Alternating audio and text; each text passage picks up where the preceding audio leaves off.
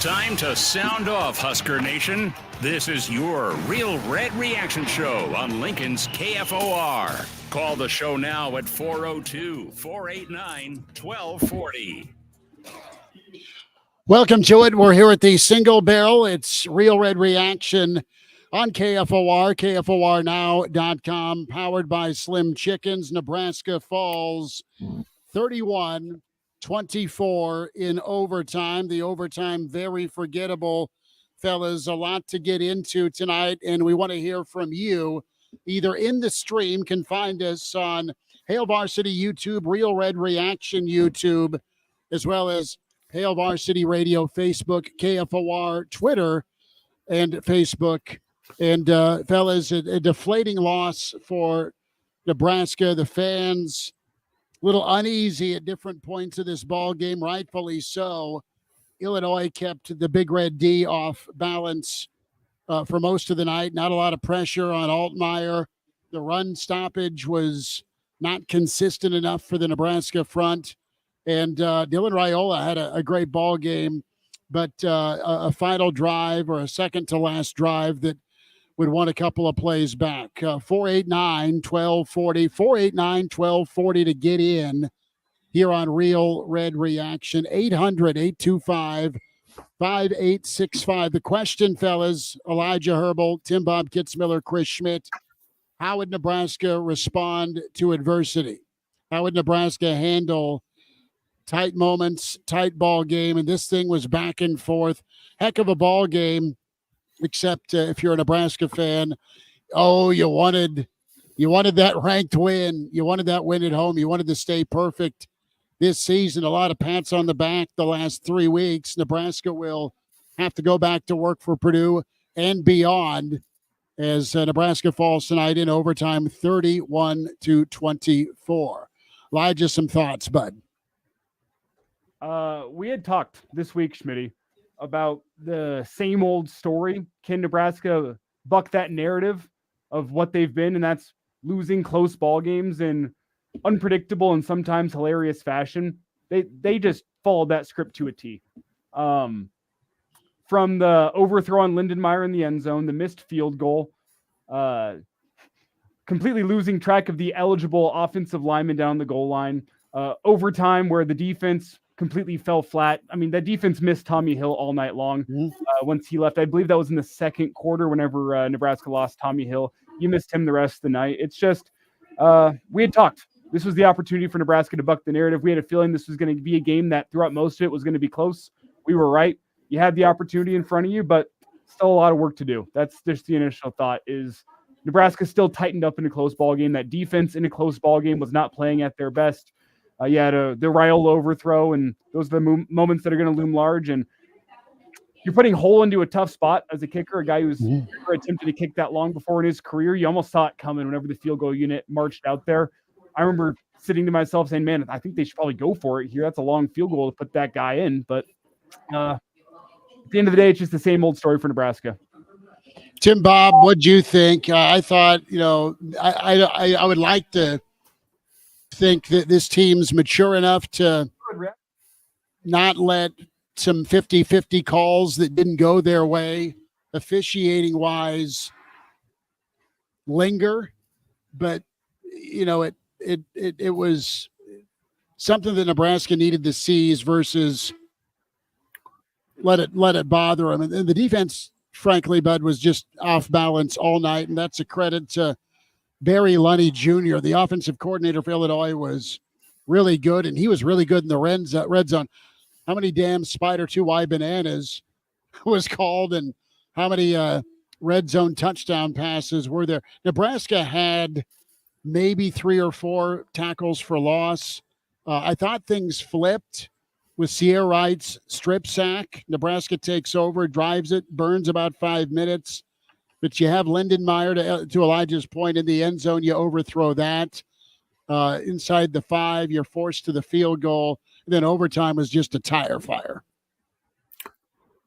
Well, welcome to Big Ten football. I mean, we knew this Big Ten football is one possession, close games, evenly matched teams. These two teams couldn't have been more evenly matched. You look at the stats.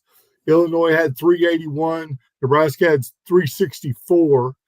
2 turnovers, for Illinois, the fumble loss. But the big thing was 10 penalties for 108 yards. A lot of face masks, and even missed a face mask that Coach Bell lost his mind on. So, again, I'll go with Elijah. Can they buck the system? They're still chasing 3, right? Mm-hmm. I realize it was a touchdown, but they're still chasing that one possession where they finished the game. And they had the opportunity. I mean, that final drive when they took the ball and ran off 5 minutes and had that play set up, I thought, okay, here they go. And then Raiola misses the pass and then the field goal. That's a big ask for a backup kicker, right? But just – that's Big Ten football, and you're going to have to win one possession games. And Nebraska couldn't get it done tonight. And the meltdown in the overtime was the most shocking thing to me. I mean, that was just a complete, as you said, dumpster fire. It was a grease fire. That shocked you? I think half the stadium. There were some close-up shots from the TV. Husker fans saw it coming. I mean, you saw the nervous energy in every Husker fan's face whenever they cut to one of the crowd shots. I felt it sitting here in the studio. You saw it coming. When that first play in overtime happened and they busted down inside the 5-yard line, I said, oh, I know how this story is going to go. That's what sucked about tonight. Well, again, I give you that, but I was just, I mean, the defense had played real. I mean, they give up some points, but they got the turnovers, they got the stops they needed. I thought, this is going to be, back and forth. Both teams are going to score. Nebraska's offense, Lord of mercy, they're snapping the ball on the other side of the 50-yard line in overtime. That was just unacceptable. 3rd and 42, brother. Right. I mean, that's just crazy. Again, that's the most shocking thing to me. But again, Big Ten football, physical, close game, tight ball game. They're going to have to learn to win those games, and you still have a freshman quarterback who missed some opportunities. As fantastic as Dylan is, he missed some opportunities, he missed some shots. Give the hat tip to Illinois and Illinois' quarterback. They played a pretty good game. No, Nebraska flat out got coached from the Illinois OC to Nebraska, and Nebraska just didn't have enough pressures or heat from their D-line today. Tad's on the line. Let's get him kicked off here on Real Red Reaction, powered by Slim Chickens, 14th and Pine Lake, 84th and Old Shady. Time to eat our feelings tonight if you're a Nebraska fan. Tad, welcome in. Go ahead. Guys, we got to really appreciate the effort. We got to appreciate the talent that was on the field. Illinois was a more talented team. And I'm going to tell you this. Until we learn how to run the football, we are never going to be that team that's going to win. And that's the thing. We got to go back to the woods. We have to get out there and teach those big boys to move forward. We can't drop back and wait for Dylan to find somebody open 24/7. We need to learn to run the football like Illinois. I'm going to tell you something. Emmett Johnson is the tailback. He's quick. He can move, but you got to put him in positions, in situations where you can get those big yards and run behind your offensive lineman. That's what I got to say, guys. And I'm just very proud of the Cornhuskers. And I'm proud that they're out there competing, but we are still offense and defensive lines, especially on the ends on defense, and especially on the offensive line, a little bit weak. But we really need to push forward. That's the only way those big boys, Galata, any of them have a chance. They can't drop back, especially with a team like them, and try and have any type of a pass blocking. Dad, appreciate the phone call. Nebraska, 31 carries, 77 yards, 2.5 per carry. This is the new era of run game with just the running back, no quarterback run game. You saw Altmaier do enough with his legs. Altmaier, 10 carries, 21 yards, but a few scrambles that set up that 1 4th down that they converted for the touchdown. Fagan, 12 for 69. McCray, 9 for 38. Can dial us up here. Nebraska falls in overtime, 31-24. The balloon pops as Nebraska a chance to stay unbeaten. They'll have to go back to work and pray that Illinois does not beat them twice next week in Purdue. Let's get to some of the comments. Well, really fast here. I want to jump in. I have something. Yep. The rushing attack from Nebraska, bad. And we have people calling, and I've got to get to that. So I want to get this point in. You laid out 77 yards. Nebraska allowed 166 yards on the ground, 4.3 yards per rush on 39 attempts, 9 penalties, 89 yards. Like, it was just what Nebraska needed to do to win this football game, which is play clean football, play physical football. They didn't do. They put it all on the shoulders of Dylan Raiola. He tried admirably, but you couldn't fulfill the game plan that you needed. We talked about it all week. Nebraska needed to run the ball with success. That was a game that was crying for Micah Mazuka, crying for a road grader on the offensive line, a guy with a little bit of nasty to him. Nebraska never got to it. 77 yards rushing on 31 attempts is, I'll call it pathetic. It's what you needed to do all week long. You knew what the task was, and you couldn't execute. Get to the phones, Elijah, 489-1240, 489-1240, or 800-825-5865. Chuck was in first. Unbelievable. Duck says this isn't looking good as he chimed in overtime. Black Hills Brennan said the team flat out quit. I think they more so had deer in the headlights. It's problematic. KG goes Sopranos here for us. Tim Bob, I'm a huge fan of the Sopranos. There's a scene where Tony is with a toxic woman, and he tells, I didn't just meet you, I've known you my whole life. My feelings about being a Husker fan. I think he was talking about Gloria reminding him of his mother. KG, well placed, well put. Bucket Man Scouting says typical Nebraska. Brian says bleep, bleep, bleep, bleep. Illinois showed the stunts, blitzed, was expected, showing more of it. Kip was asking about the 3rd and 3 call. Play call was there. The execution wasn't to Lindenmeyer. And Dylan got a little jumpy that previous drive where he had about 2 fumbles that got recovered. The defense then comes back, gets the strip sack. Nebraska regains control. Looks like they're going in. They've got to settle for 3. And that field goal's way off to the left. Abro says, way to determine the game. Refs, the refs weren't good tonight, but Nebraska needed to be better with their hands to the face. There was at least a 15-yard penalty on all of Illinois' scores. Guys, special teams wasn't good clearly with the field goal, but the return yardage. Illinois had a couple of shorter fields, too, that was problematic. Only 1 3 and out in this game as well, and it was done by the Illinois defense. Elijah, who do we got? We have Herbie on line 1. Herbie, thanks for calling Real Red Reaction. Go for it. Yeah, first I want to say I'm a huge fan of the show, listening to you guys every day.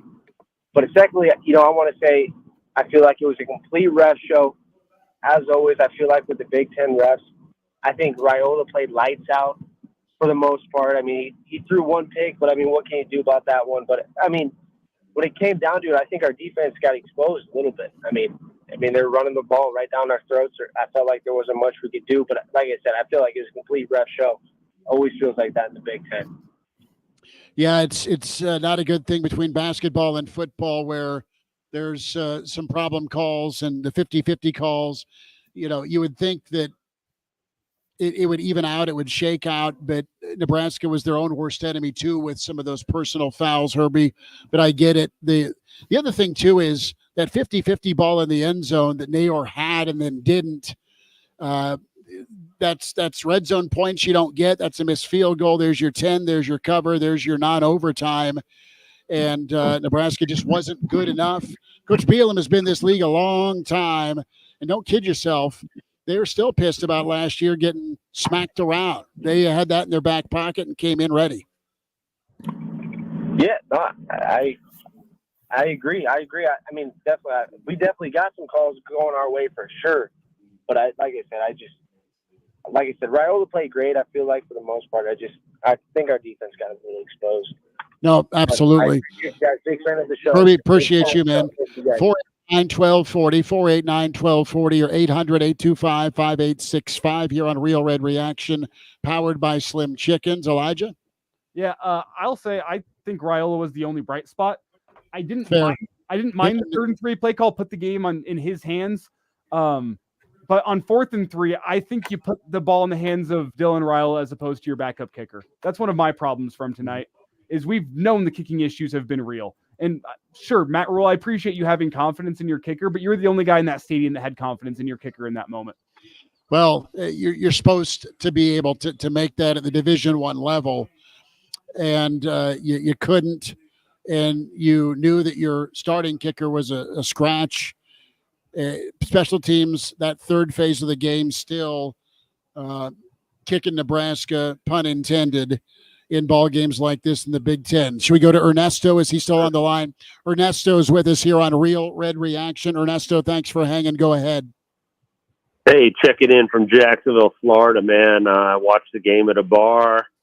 I'm proud of the team, but, it's just like the running game just could never get off. It was like when they brought Michael Jackson back a long time ago. He just never could get off when he was older, couldn't do the moonwalk like he used to. They're coming around. I'm telling you, they're running fast. They look good. I couldn't hear the sound there. And I want to tell you, I want to say hey to Will, Bill, Henry T, DDT. Hey, you got the best show and the best fans in the United States of America. Don't lose hope. I love you guys. See you. Be good. Appreciate you. Helmet Vaughn says, well, it's Groundhog's Day again. 489-1240 on Real Red Reaction. Fans streaming away from the stadium here into the Single Barrel Bar. There is 200 choices of whiskey to drown it away. It may be emptied tonight. Groundhog Day again for Nebraska fans. I'll say this, and this isn't to be Mr. Ray of Sunshine, Tim Bob, or Elijah. All right, Nebraska still has this hurdle to cross when it comes to close ball games, pucker factor moments. You got a quarterback that kept you in it, played great football. Elijah's right. He was the bright spot. Defense knows they need to get back to the drawing board and be what they were a year ago. They have a chance to do that. This offensive line has a chance to do that and get better at the run game. People are going to get after Sat. I don't think Sat called a bad game tonight. I think that some of the executions, you guys are both disagreeing with me, at least when it comes to emphasizing or leaning on the run game. Is that the problem? I think Dowdell needed to carry the ball more. 20 carries. Again, still need to take you saw what Illinois was going to do. They were going to, again, I give Nebraska credit. Time of possession was almost equal at the end of the game. So can't blame time of possession. But I guess my biggest thing is you've got some talented running back. Now, back up here just a second. Apparently Corkature's injury is pretty severe. There was a couple of comments there, and losing him may have had an impact on the ability to run the football. I don't know. But I feel like as we move further into the season, time of possession the clock, and getting your defense a rest plays a big game. It was a hot night. Defense played a lot of snaps, it seemed like to me, especially in that third quarter. But on the other side, I thought I saw some big answers. I mean, when Illinois came down and took that drive and held the ball forever, scored on that somebody forgot the tight end is an eligible receiver twice tonight in the end zone. They came right back down the field and scored. So that's something Nebraska's offense hasn't had in a while.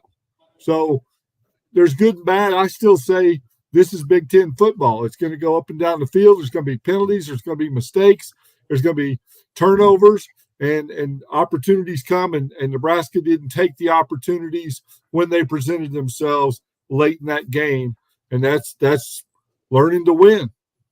No, and that's something that they're working on. Go ahead, Elijah. Yeah, before we get back to the lines here, I just want to get back to the comment about Satterfield. I don't think I give him like a B-, a C+. I don't think he called a bad game. I think the one complaint I have with the game he called was that it was very predictable. When did Nebraska run the football? 1st and 10, 2nd and short. If it wasn't, I'll say that they did 1st and 10 or 2nd and short, they were throwing the football. It was predictable. I knew it was coming before it happened, just based on the down and the distance. That's my one complaint with the play calling. The offensive play calling didn't lose the Nebraska that game.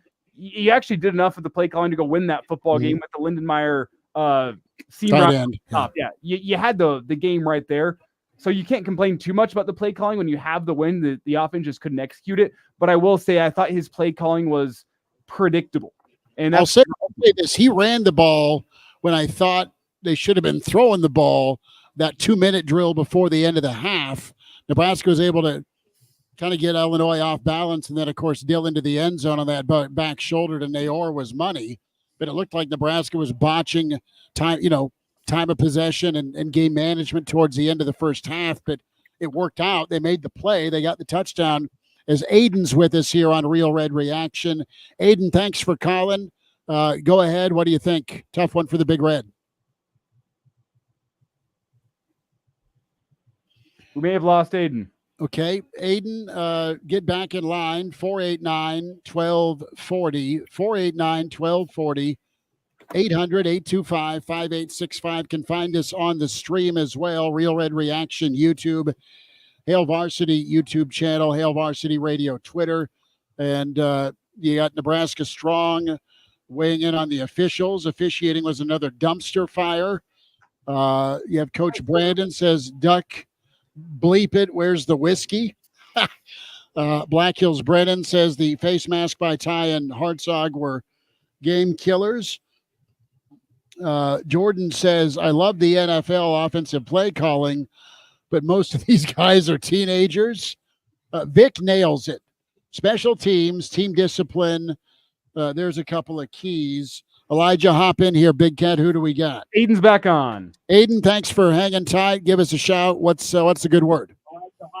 Yeah, of course. So one thing that I just kind of want to unpack here is at the end of the game, when you're in overtime and your line is getting pushed around so bad defensively, why are you continuing to move forward with a 3-down defensive line? I just thought that it was not working throughout the game, and I'm just curious why they didn't try to change that up and maybe get some more bodies down there. That's a well thought out point, Aiden. And there was an adjustment clearly to what Tony White did a year ago to this year. Nebraska needed more beef up front. They were getting hit on the edges from time to time, or at least that play in overtime really was a tone setter to me. And Nebraska really, they've tried to live with, 4-man pressure, and it just didn't work tonight. Illinois' line was not supposed to be all that. They did quite well with running the football.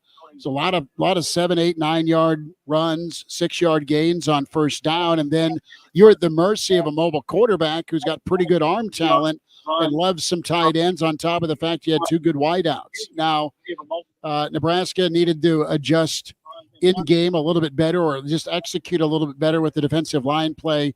They weren't up to the task tonight. Maybe they'll note that moving forward, because guess what? Your blueprint's out if you're Rutgers, if you're Ohio State, if you're Purdue.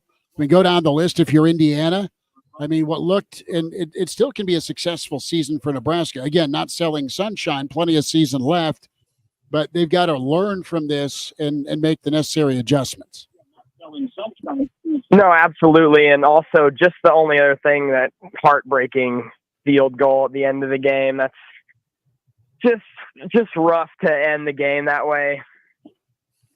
Oh, it's brutal. It's absolutely brutal. And you want to put it in the hands of a kicker, and a backup kicker at that? Well, the answer is you make the play on third down.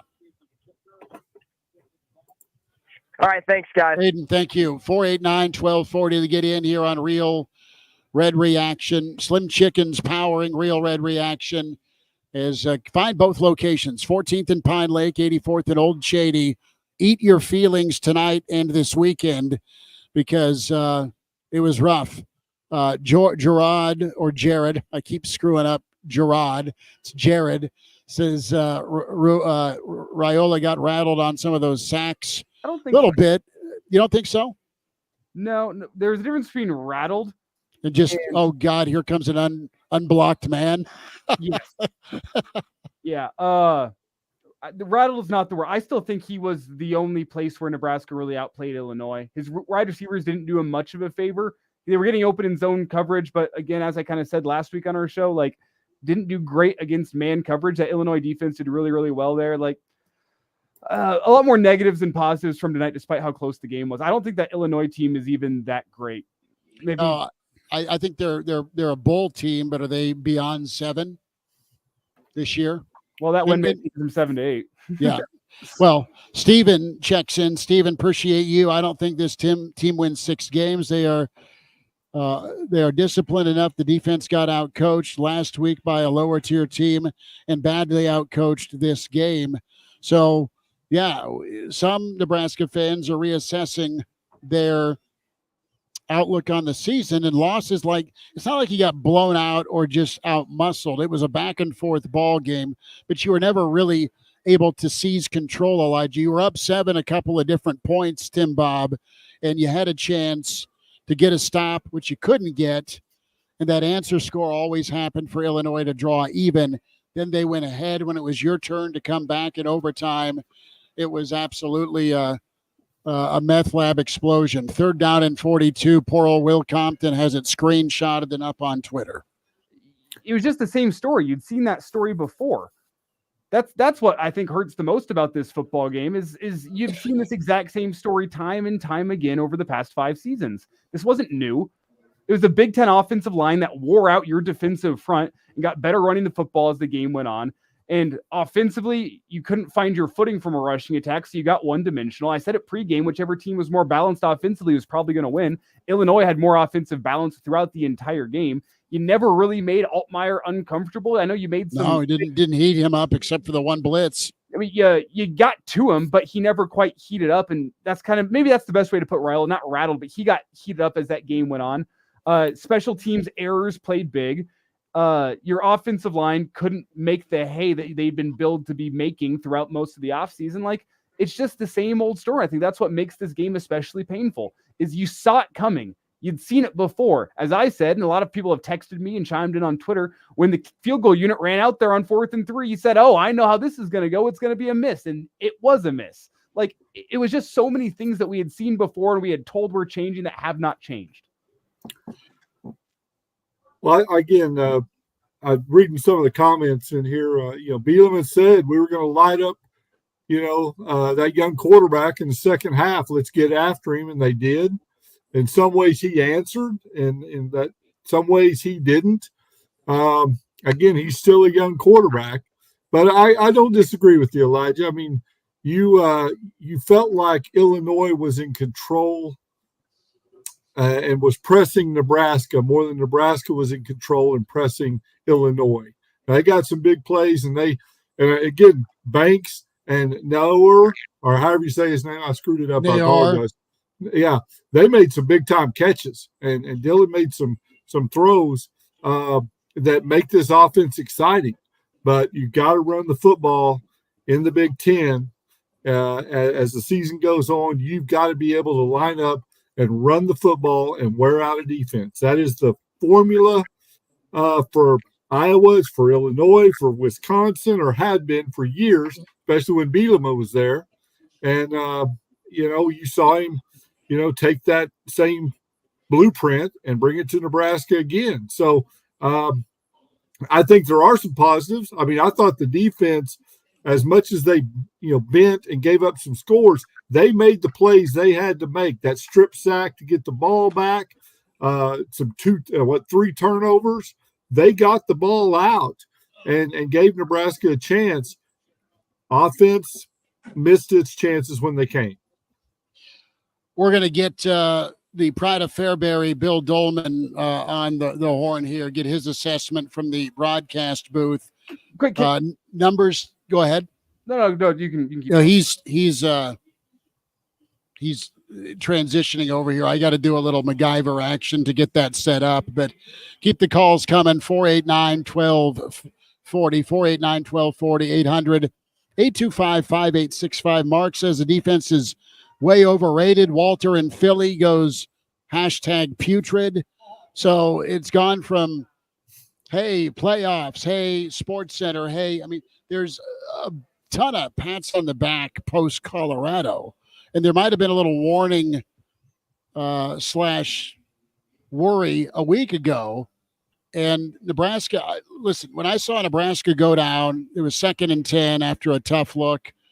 And they go down and score 3 straight plays, 75 yards to go back up 24-17. I thought, okay, I think they can be all right. And then Nebraska gets a stop. And they are unable to do anything with it. They were unable to grow it into a 2-score advantage, I guess is what I'm trying to spit out here, fellas. And that was the killer. But I go back to that strip sack where you got a second dose of complimentary football. Okay. The other time was when Bullock was able to strip that football, and he took the lead after being down 7-0. Those are the 2 instances where you felt like, all right, this could sway not only score-wise, but momentum-wise. Nebraska was unable to keep it. From a big picture point of view, there's a lot more things that I had my mind changed on tonight about this Husker football team than I had confirmed. Really, the only thing that was confirmed to me is Nebraska has a dude in Dylan Raiola. That is a guy that is going to keep you in a lot of football games over the next couple of years. Again, as I said earlier, the lone bright spot. The things that changed tonight, the secondary is not good enough, especially with Tommy Hill on the sideline. Those guys were struggling on the back end. I thought the pass rush was great coming into this game. I think now after seeing that, the pass rush is fine. I'd put it at average right now. And I think Illinois has a reputation for building strong offensive lines. I think that's a very good offensive line they played tonight. That being said, the pass rush wasn't good enough to win the football game. It was just fine whenever you compare it out to the rest of what the Big Ten has in terms of pass rush. Just all right. The offensive line was not good enough. The wide receivers, in terms of generating separation, not good enough. They made some fantastic catches, but better wide receivers generate more separation and make easier throws for their freshman quarterback. The rushing attack, not good enough. The offensive line was crying. It needed a guy in Micah Mazuka all night long. They were not generating enough of a push. They were fine, average. They needed to be a lot better tonight against that Illinois front seven. There were so many things tonight that I think, I don't want to say I bought into the hype on, but I anointed without enough context. And I think upon getting some context tonight against a true Big Ten football team, that's what Illinois is, a true Big Ten football team, I realized, you know what? This team in a lot of facets is not as good as it has been billed over the past couple of weeks. We've got Bill Dolman with us as he is checking in. Is his mic into yours, Schmitty, or is it his own? Am I on? Do you have him? Can you talk again, Bill? Check. There we go. There we go. Okay. So, thanks for joining us after your marathon tonight. What'd you see?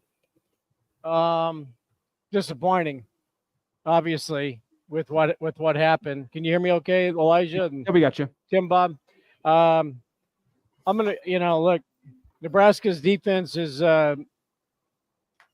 it needs some emotional support. But I really thought the game was so disjointed, whether it's the long TV timeouts, which paid for all this, or the penalties. The crowd tried to be in it, and the crowd tried to be Colorado, like it was for the Colorado game. But there just was never any sustained emotional momentum in the game for Nebraska to feed on. Now, Nebraska had a problem, was part of that. 10 penalties, 4 or 5 of them were of the 15-yard variety. Those were killers for momentum. It was just disjointed. It's really disappointing performance. Nebraska's got to find some emotional high that they had with the defense, especially because I'm not sure the defense right now is as good as it was a year ago. No, they kind of got gashed against a team, Bill, that was able to run and be physical, but also throw it. When they wanted, Altmaier hit some nice passes. He was fine. He didn't have to be spectacular, but he made enough plays. He looked like, I thought going into the game with all the stuff that I watched of Illinois getting ready for tonight, that I thought he was JJ McCarthy light. Mm-hmm. Maybe it's because they wore the same number and the same stature and all that. The former quarterback at Michigan. Tonight, Nebraska let him look like J.J. McCarthy. He ran around and made plays, and he was over 70% throwing the football. So look, Brett Bielema did what he wanted to do, and that was a physical game. And when they wanted to run it, they ran it. Their offensive line looked better than I think they've looked all season. They had, some nice plays. The receivers are good. Arkin, the tight end, had 1 catch in 12 games last year, 2 catches this year coming in, and his 4 catches and a touchdown tonight. So, they did some things that, Nebraska was not expecting. And, I had heard about the play to the big guy that made the catch. And so that wasn't surprising to a certain extent. But look, Nebraska's got players, and injuries hurt too. Turner Corcoran going down, Tommy Hill going down. Tommy Hill was the big one. Yeah, that was significant. So it just, it was disappointing, and I just don't think that Colorado game. I just compare it, the fever pitch from start to finish.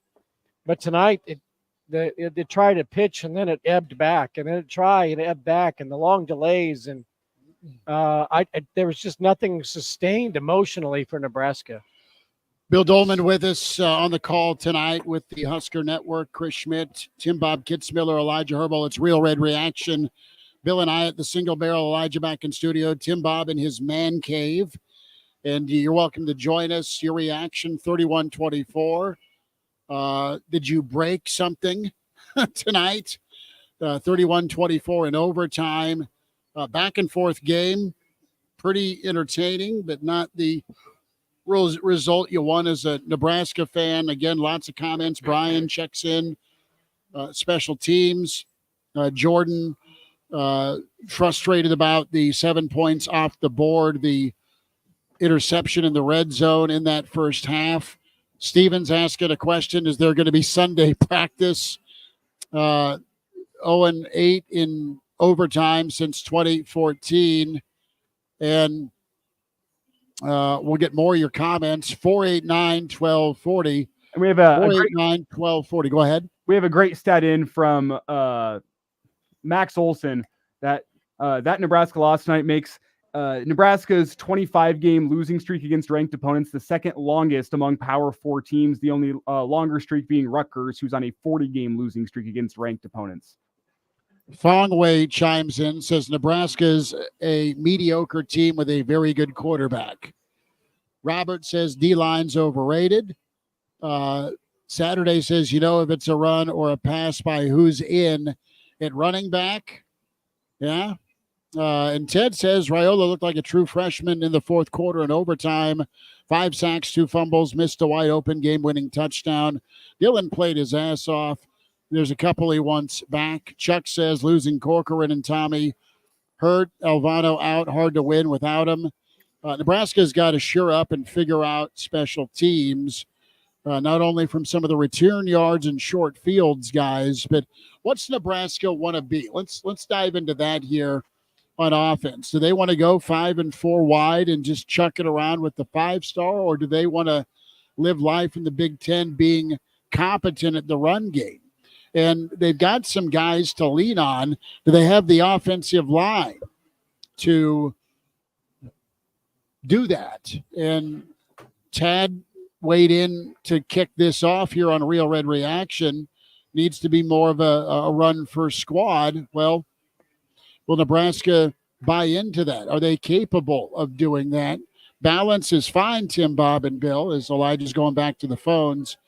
But did you can you do enough on the ground to be physical and want to and truly be that 75-yard in the fourth quarter football team? We'll have comments and commentary from Matt Rule. We'll have it from Dylan Raiola as Nebraska really had some nice looking plays, some wow moments, plenty of splash plays. When push came to shove, 24 points, not enough. On the other side of it, defense getting 31 put up on them with minimal TFLs back-to-back weeks against teams that are physical on the offensive line. And Nebraska's got some soul searching to do, Tim Bob. Yeah, they got to – I think you're going to have to run the football. A lot of comments in there, run the ball. And again, there's a difference between being involved and being committed. You know, the old Spike Dykes comment, right? The chicken's involved in a bacon and egg breakfast, but the pig's committed. Nebraska needs to commit to some kind of an offensive philosophy, right? There's your Spike Dykes reference. No, I like it. Back to the phone lines we go, if that's all right with you guys. Yes. Bob's been hanging on. Bob, thanks for calling. Welcome into Real Red Reaction. The bar is crowded here at the Single Barrel. Everyone's saying, I need some whiskey. Bob, how are you? Disappointed. I'm going to be 70 in February, and I'm so looking forward to Nebraska doing something wonderful again. And I'm so disappointed in all of the penalties that were in this game. The defensive penalties I'm talking about, Chris. And, you know, you can't do that and expect to win the game. And then when you had Nebraska, I love the fact that they went for a quick strike. But sometimes I wonder if maybe they would have been better off taking more time because of the way the defense would play. Because the offense would have taken more time and been a little more methodical in how they approach things. Because I don't know. I like the games, but it seems like we're still not. Every game this year, there just doesn't seem to be enough points scored by our offense, and that needs to change, especially if the defense is going to be the way it is. But I just hope too that the defense gets better. I was so excited, for a while, and then when all this went down, now I'm just brokenhearted. Yeah, plenty of season left, Bob. Unless you don't think they're going to get yeah. better. Oh, they will. I just 400 sellouts and we went down into Champaign and beat them last year. But they just got to do some work on. I don't know what I'm more disappointed in, the offense or the defense. They just got to get better, particularly in my view of not taking so many penalties. I mean, you're talking about, what was it, 2 15-yard penalties tonight in the game? No, 5, 4 or 5. Yeah, they had 5. They had 5 of them, and a couple of them after gash plays. So a 15 or 18-yard gain turned into a 30-plus yard gain, and really helped out on the drive. Bob, we appreciate you, brother. Yeah. Thank you so much for taking the time to call and voicing your opinion. 489-1240. We'll check in. Jabba Chamberlain going to join us. Old Jabba has a take or two on what he saw. Jeff is with us next here on Real Red Reaction, powered by Slim Chickens. Jeff, thanks for waiting. Go ahead, bud. Hey, no problem. Just waiting for the bus to get back out the gateway. At first, I was so mad at our head coach, at our line coaches. But the more I'm in line and I'm thinking about it all, 15, we put so much on him, and he is a good quarterback, and he might end up being a great quarterback. I believe overall that we are a better team than we were last year. I believe that the rest didn't help us, but I would like to see 15 and 10 on the field more. have number 10 used more with his athletic ability. It was just one of the games that didn't go our way. I'm not going to blame the refs for it. I'm not going to blame our quarterback. I'm not going to blame our head coach. All of our goals are still in front of us. I think we just have to be patient, and I'll wait and hear your comments. No, appreciate the phone call, Jeff. And the concern with the optimism for me is that it's the same old story. This is not like we haven't seen this before from this football team. It's all offseason. The focus has been the team needs to play better in close games. The team needs to go out and make winning plays, and we're going to drill down and build that confidence through the offseason, what they do in the weight room, what they do on the practice field. But whenever it came time to show that off tonight, it looked the exact same as it's looked the past couple of years. And you have different talent on the field. You have different guys out there, a different quarterback, a different head coach, all of these things. Despite all of that, it looked the exact same. If you would have put that game in 2021, the quote-unquote best 3-9 team in college football history, if you would have put that game on the schedule in 2021 and showed me that game, I would have said, yeah, that's a Scott Frost coach team. Poor defense, inopportune mistakes at bad times, bad special teams. It looked like a Scott Frost game. Tell me I'm crazy with the penalties, with the leaky defense, with the mistakes at bad times, poor special teams. That's what frustrated me the most, is that performance looked like the same performance I have seen time and time again from a Scott Frost-led football team, and that's what's really concerning. They had a lead and a chance to win it. Did they wet the bed tonight? Absolutely. They had a chance to close it and win it. They couldn't pull the trigger. I'm not ready to put it on their tombstone for this season that it's going to be that way the rest of the year, like it's been under previous regimes. I'll say this, what I want to get Bill's take on this.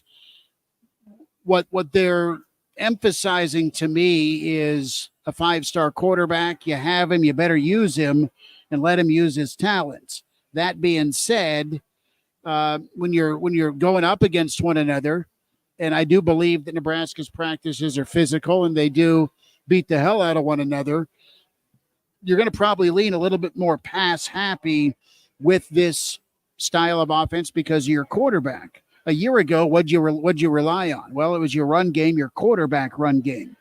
Question going into this year, can Nebraska be a good under center run football team? They weren't a year ago. It was a quarterback doing all the running. We still don't know, despite Dowdell's ability. They aren't giving it to him 30 times.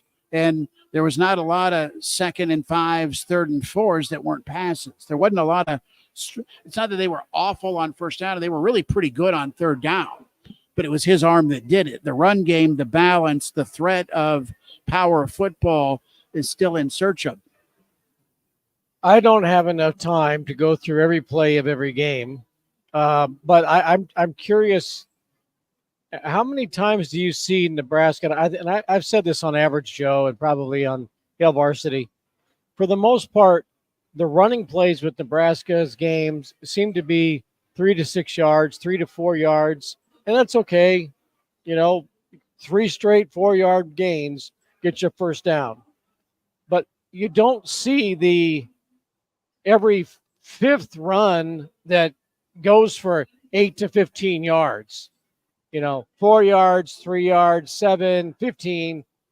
For the most part, it seems like every play Nebraska runs, for the most part, is in that 3 to 5 yard range.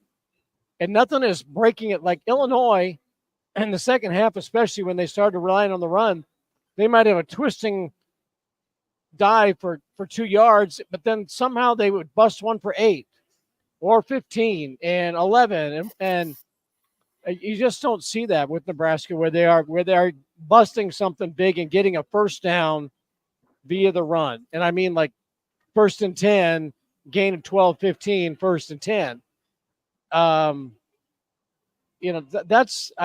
You can run to set up the pass, but if the run's not chewing up yards and you have to rely on the pass. Now, it's not like it was in the, it's been where they're down in 8, 9 all the time. That's not the case. But I just don't see that threat of a breakaway in the ground game. And there was that play tonight, second half, fourth quarter, where they gave it to Dowdell to get around the outside, and he got run down by Xavier Scott. He couldn't make the corner, and that happens a lot where they don't make the corner or get free and are elusive enough to make the guy miss and pick up 12, 15 yards. I know Emmett Johnson had a touchdown run last week and all that, but that to me is kind of concerning that there's just not the breakaways where you get big chunk yards in the ground. And Rules talked about it, fellas, hasn't he?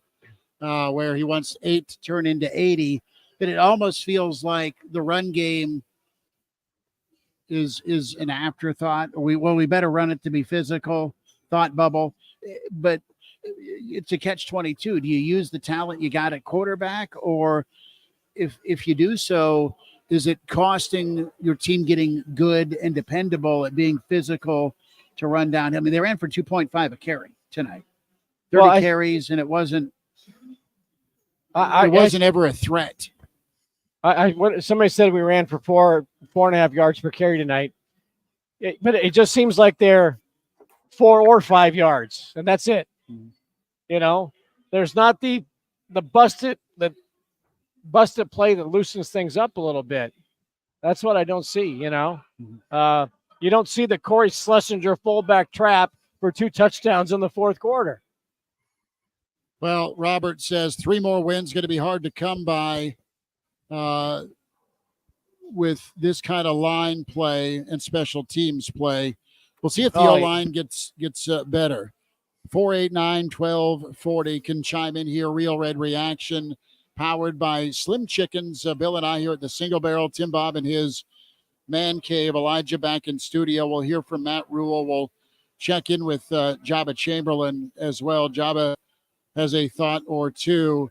Matt Rule, we'll hear from him, but on electing to kick a 39-year-old field goal on 4th and 3, Rule's take his look, it's a makeable field goal. I felt we'd make that field goal. When I looked at it, it looked like the laces weren't turned out. It just wasn't made. Well, it's just rough. And a comment that's floating around too from Dylan Raiola on Twitter to put that loss on me. And we'll get to that. We'll get to post-game pressures here in a second, but we've also been rolling for 50 minutes without a commercial break. We probably need to get to one of those here soon. Okay, let's take a commercial break. We'll bring Jabba Chamberlain on. We'll get to Coach Rule and Dylan Raiola. Plenty more to get into, and your calls as well. Penn State Sports Talk asks, can 8 wins happen? Sure, it can happen, but they better find themselves on the lines of scrimmage. 489-1240 on Real Red Reaction, powered by Slim Chickens. 14th and Pine Lake, 84th and Old Shady. Eat your feelings this weekend. It's okay.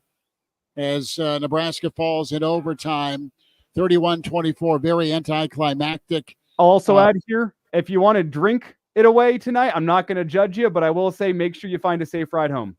Do so, and catch us tonight, catch us tomorrow morning, catch us Sunday. There's plenty to sift through. A timeout here on Real Red Reaction. And back with Jabba Chamberlain, back with Matt Rule, back with Dylan Raiola here on KFOR and KFORnow.com.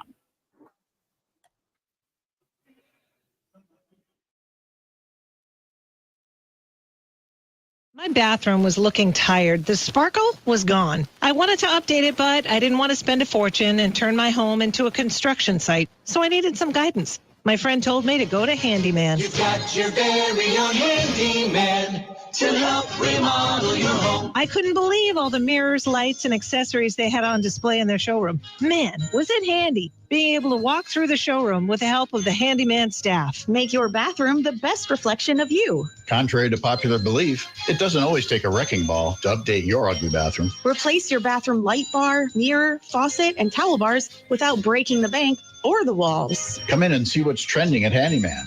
We have dozens of mirrors and lights in stock and on display. Just pick one out and take it home. Grab coordinating faucets and towel bars, and you can DIY your bathroom in one weekend. During September, Save 10% on all mirrors and light bars and bring a new sparkle back into your home. Under the arch on Sun Valley Boulevard, Lincoln. There's just nothing like live music. It has the ability to motivate, inspire, and enhance a moment, a night, and a lifetime like nothing else. Treat yourself to a live music escape or give someone you love the gift of a concert experience. Check out the complete lineup of upcoming shows at PinnacleBankArena.com and review the list of acts scheduled to perform outdoors this season at PinewoodBowlTheater.com. Behold the joy of live music and immerse yourself in spectacular sights and sounds at Pinnacle Bank Arena or Pinewood Bowl. When you choose new flooring, you don't want to wait for weeks or months to enjoy it. You want it installed right away. Hi, Steve Carper from O Street Carpet. We hear stories every day about long waits and installation charges way higher than necessary. When you choose O Street Carpet, we'll measure free, install right away, and at a much better price. Stop in, shop now. Proud to be Lincoln's choice for nearly 50 years. O Street Carpet. 1732 O Street and ostreetcarpet.com. Fall is here and winter is just around the corner, but you still need your roof replaced? This is Matt Berkey, co-owner of Golden Rule Contractors, and you still have time. We can get you a new roof before the end of the season.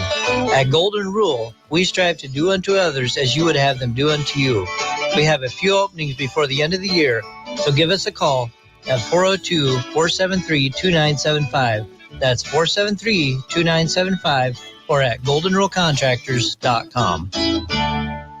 Yesterday, your water heater worked just fine. Today, surprise! When you're out of hot water, just call the plumbers at Bryant. In most cases, you can get same-day water heater replacement. What you won't get is a costly surprise with the bill. At Bryant, the price you're quoted is the price you'll pay. No last-minute extras for piping or ventilation alterations. Need a new water heater? Just call Bryant, 467-1111. Bryant Air Conditioning, Heating, Electrical, and Plumbing. We do whatever it takes.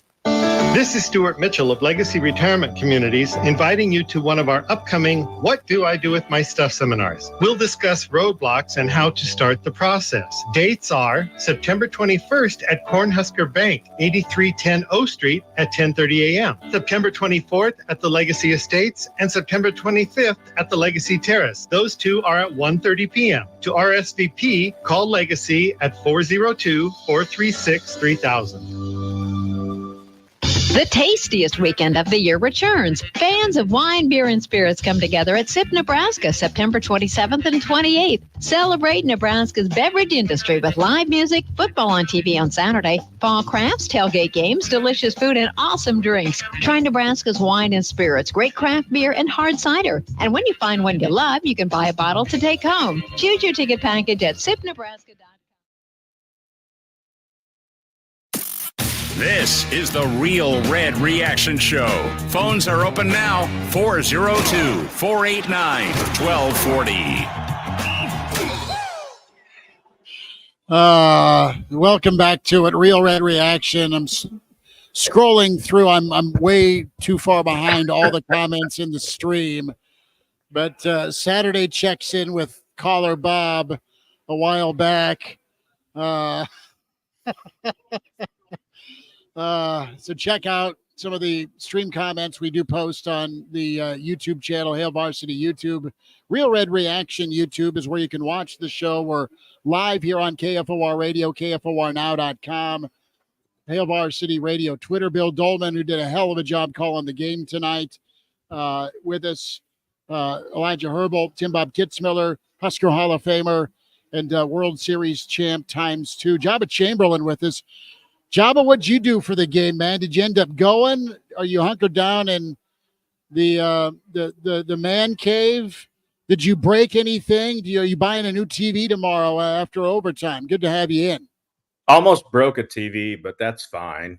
But no, there was just a few things, and you guys have touched on it because I've watched the show when you guys started for reaction, and it was like you're running the football in the first half and you threw 2 passes. Why didn't you run it? And Bill did a great job of calling the game and doing everything, but it's like, why wouldn't we put the pressure on and throw 2 passes? And we did a screen pass and then another one. And I don't understand why or what it was. And like, I just hate the fact that it's come down to this in every aspect of our last few years, last possession. And what can we do to make that better? I think our defense was tired because they got 10 minutes job of third quarter. Illinois they took care of the third quarter. Yeah. That's what they did. And I think we didn't capitalize on all of them. And I think Dylan is great in the aspect of what he does, but like, we also have to understand what you guys said. And I look at this too. My son's a freshman in college. Like, what do we really expect out of a 17, 19-year-old kid? Well, he kicked ass. I mean, for a lot of the throws he made, 3 touchdowns, the one pick that could have been a touchdown. He was fine, but it was underthrown though. Let's just be perfectly honest. If we want to be real about what we're doing when we depict this stuff, that ball was underthrown.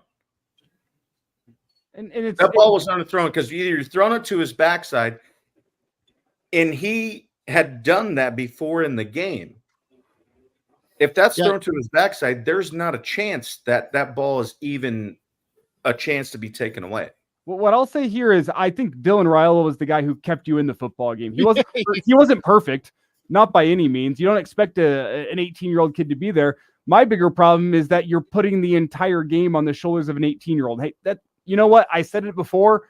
I hate my 18-year-old. Yeah, I get it. I said it a couple of weeks ago on our show, Hail Varsity Radio. Like, at some point this year, it's going to come down to Dylan Raiola putting the game on his shoulders and seeing what it takes. I didn't think it was going to be this game. I thought it was going to be later in the year with the Ohio State and the USC. And what I saw from Dylan Raiola tonight is a guy that is super advanced for an 18-year-old or 19-year-old quarterback. And people have killed me on this already. I've gotten texts, I've gotten messages, gotten phone calls in. But that's the thing that concerns me. That to you? What proved that to you?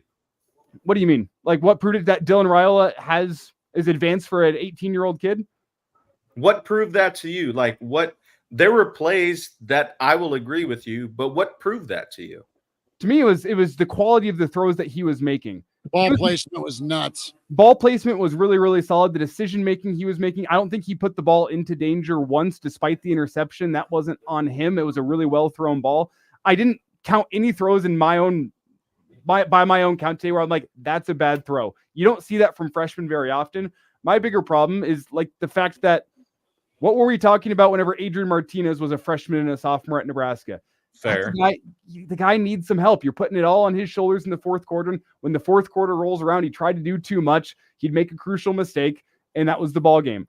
Was that not the same thing we saw tonight? And that's not a discredit to Dylan Raiola, but like, where's the help? Where's the rushing attack? Where's the defense to bail you out? And they had a great play after a couple of bad plays from Dylan Raiola in his own half of the field where he was hurried by pressure and you punted away and Illinois gets the ball at midfield. Your defense gets you the ball back. Fantastic. But overall tonight, that was a freshman quarterback that did not have enough help to win that football game. No, Tim, go ahead. I know you want to say something. Defense didn't get any stops when they had to have it, except the one, that sudden change. Special teams is a nightmare. Tim Bob, go for it, Big Cat. Well, I mean, Coach Rule talks about complete and complementary football, and that's kind of what Elijah's talking about. I mean, there wasn't special teams gave up really some yardage in the punting game. You missed field goals. The defense penalties were the biggest thing to me. Raiola, threw the ball and again made some really nice plays. He missed the big one.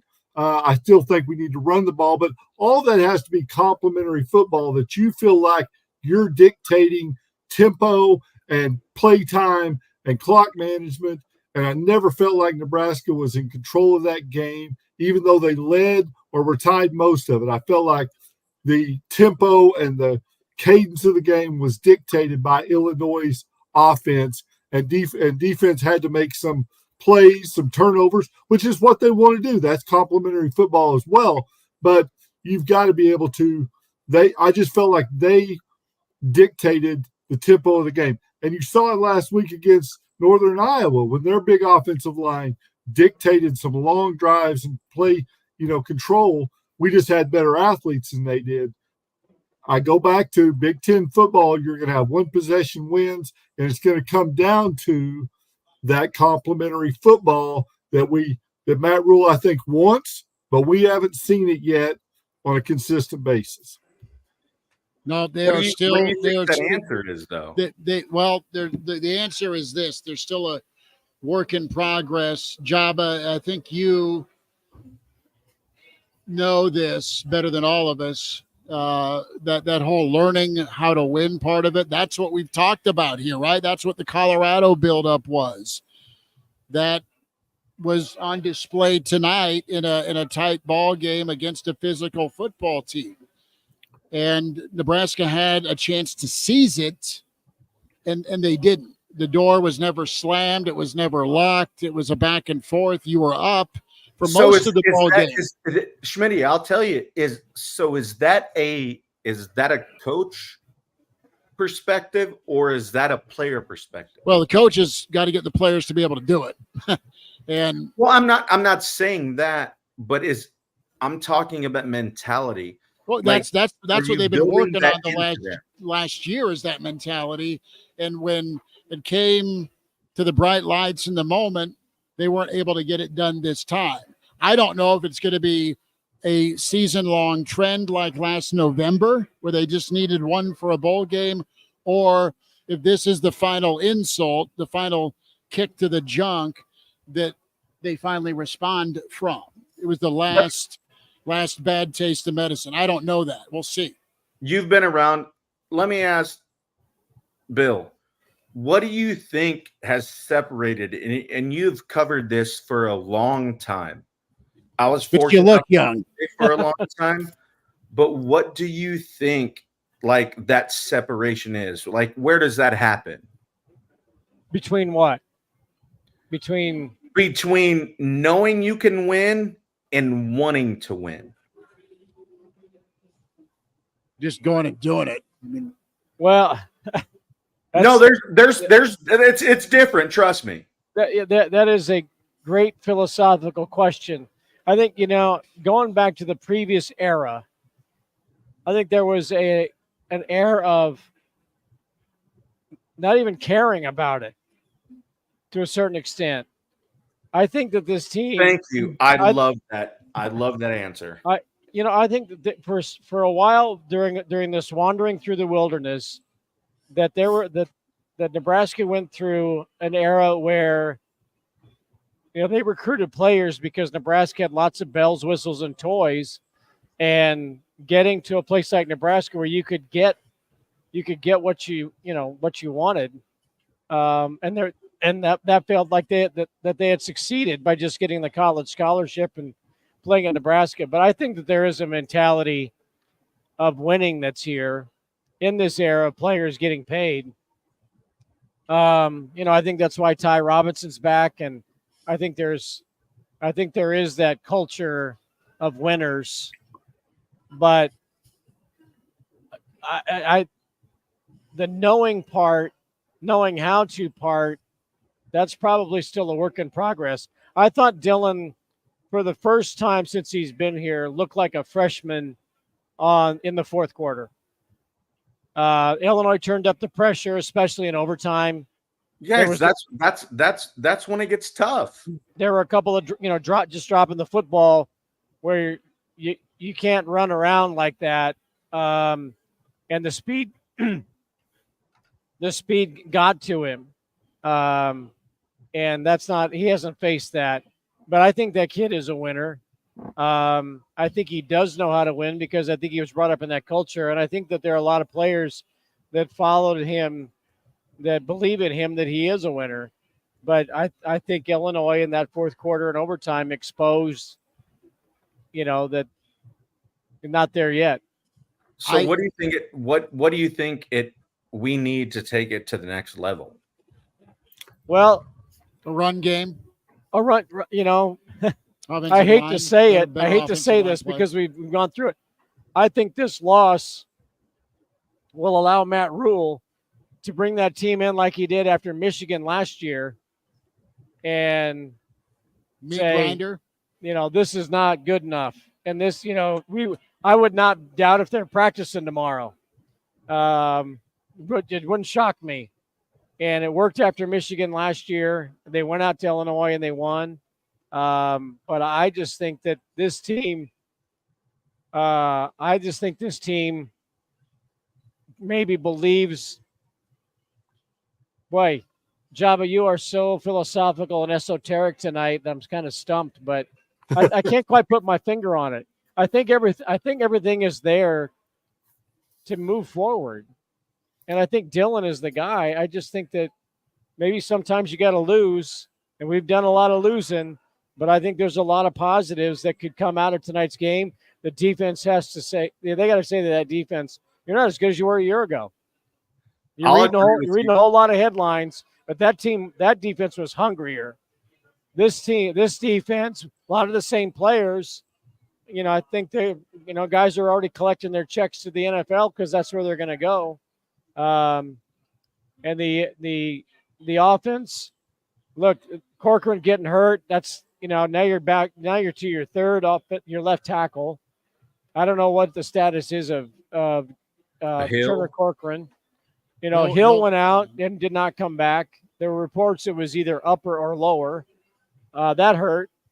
But I think that maybe they've read way too much about how good they are, and they're not there yet. Well, how do you handle success? That's part of this thing. They were ranked. They got a win as a ranked squad, and they got pats on the back, and there was a lot made, and we're all guilty of it because we thought it would be a pretty good test with the Colorado win. Right. Elijah, we were talking.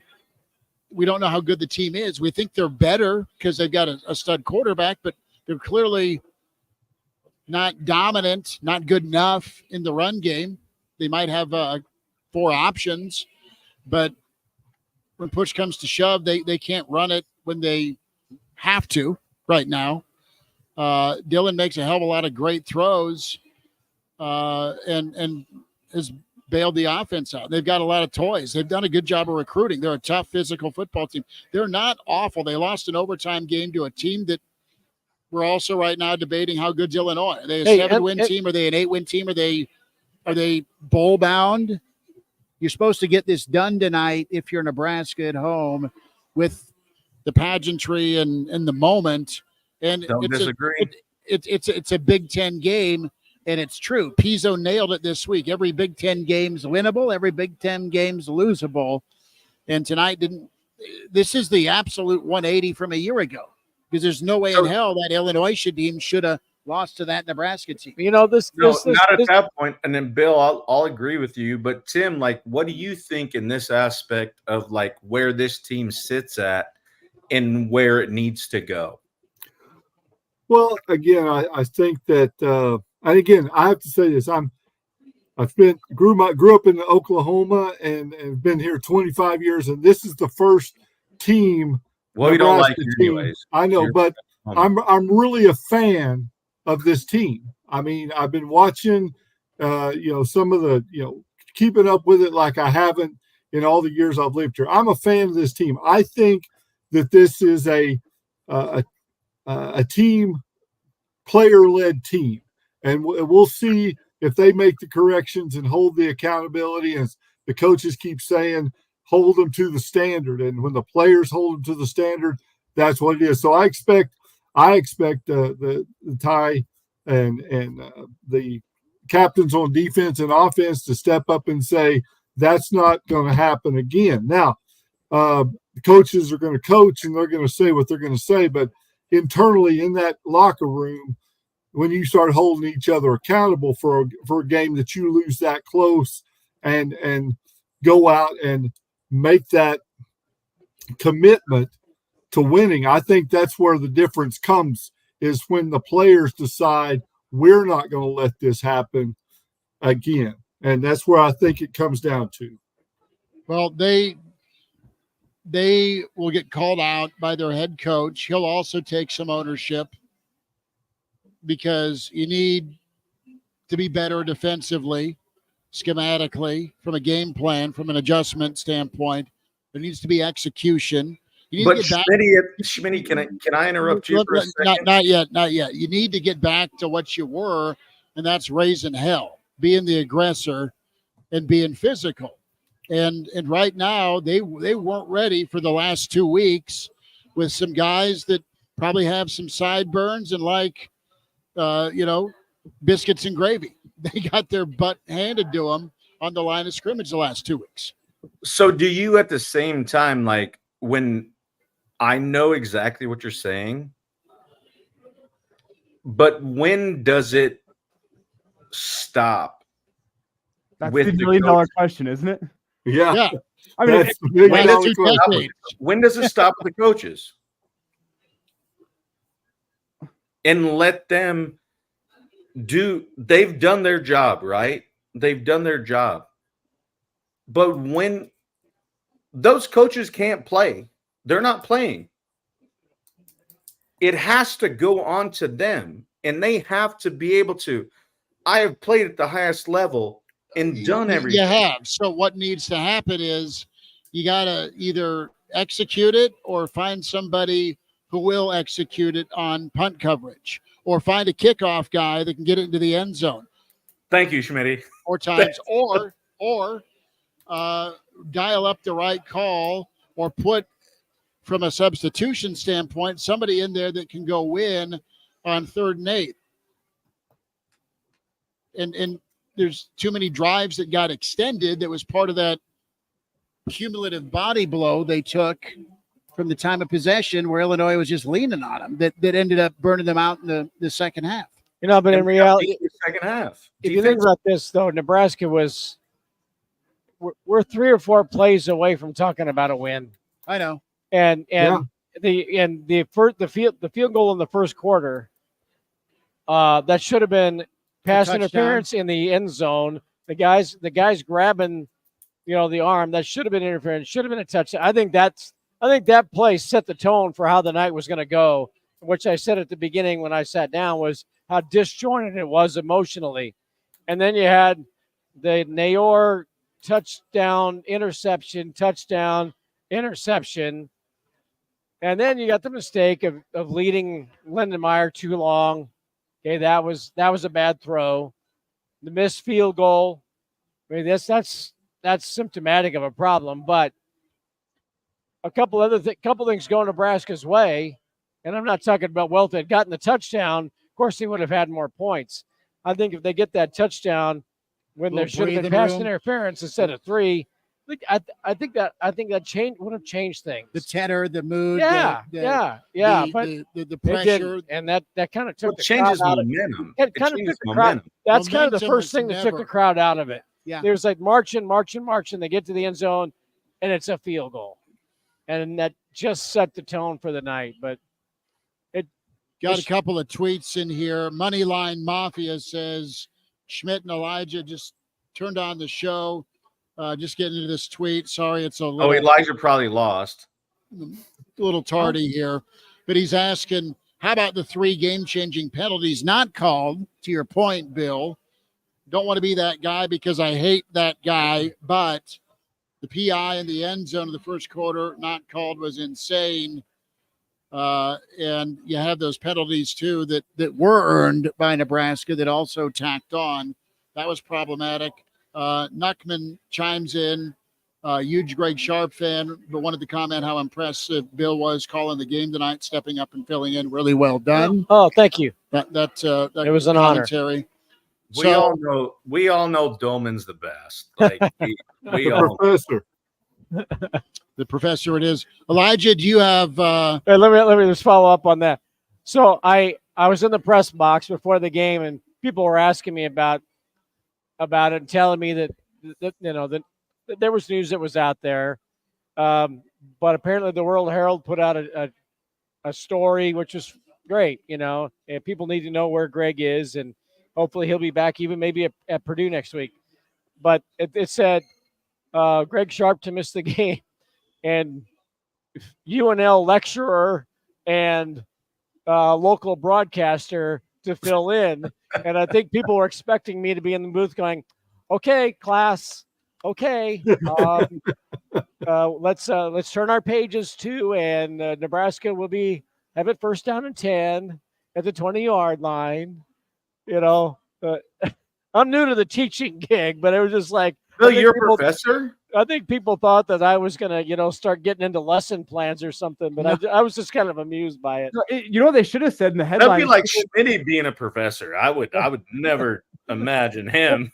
Well, I'm about 6 hours away from a master's in education. Yeah, he's closer to it than I am. The headline should have read, "An average Joe fills in." An average Joe, exactly. I love that. Can I just say, with everything we saw tonight, and I say this tongue in cheek, people are pissed and bent out of shape, and I get it.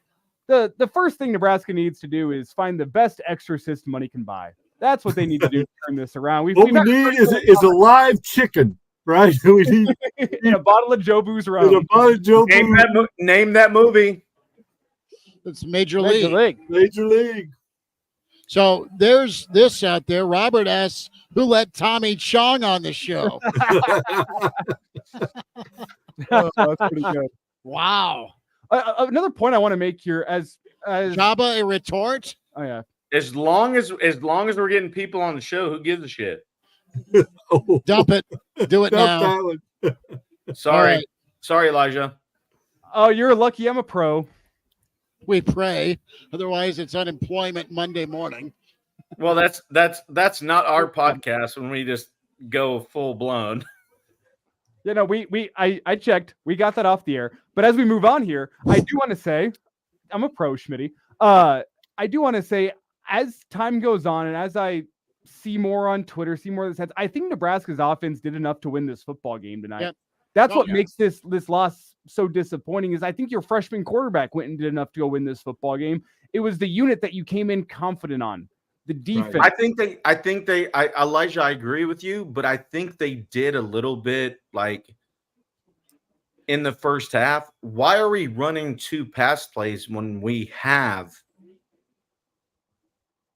running backs that can actually get into the end zone, and we run two pass plays? I think it's like, why are we doing that? I think it's what are you confident in? And I think right now what the offensive staff is confident in, believe it or not, is the true freshman quarterback. Look at overtime. What do they do on the first play? They're going to throw the ball. And we still lost. Who cares? If we would have scored that touchdown, we wouldn't have been in this position. I'm just saying, I am sitting in or putting on my offensive coordinator headset, and I don't necessarily disagree with Satterfield. No, you're sitting in your office in KFOR. Yeah, but to put on my offensive coordinator headset, I don't disagree with Satterfield thinking Raiola is your best chance to win the football game. I don't disagree with that one bit. Not just based on how Raiola played, but how your offensive line was blocking. Your offensive line, third time said it on the show, needed Mazuka. Mazuka needed to be on the field if you wanted to have a road grading offensive line. You didn't have it tonight. The run game was hit or miss. I think your best chance, it's evidenced by the stats. Every single time you drop back, yards per pass, 8.1. You could expect on every. I have it right here. I'm looking at them. 8.1 yards per pass is what you expected every single drop back. What you expected on the run was looking at them right now. 2.5 yards per rush. That's gross. Gray Woman chimes in here in the stream. Nebraska's offense didn't lose the game. To kind of echo your point, Elijah, defense was more prepared than the black shirts. That's what's sickening.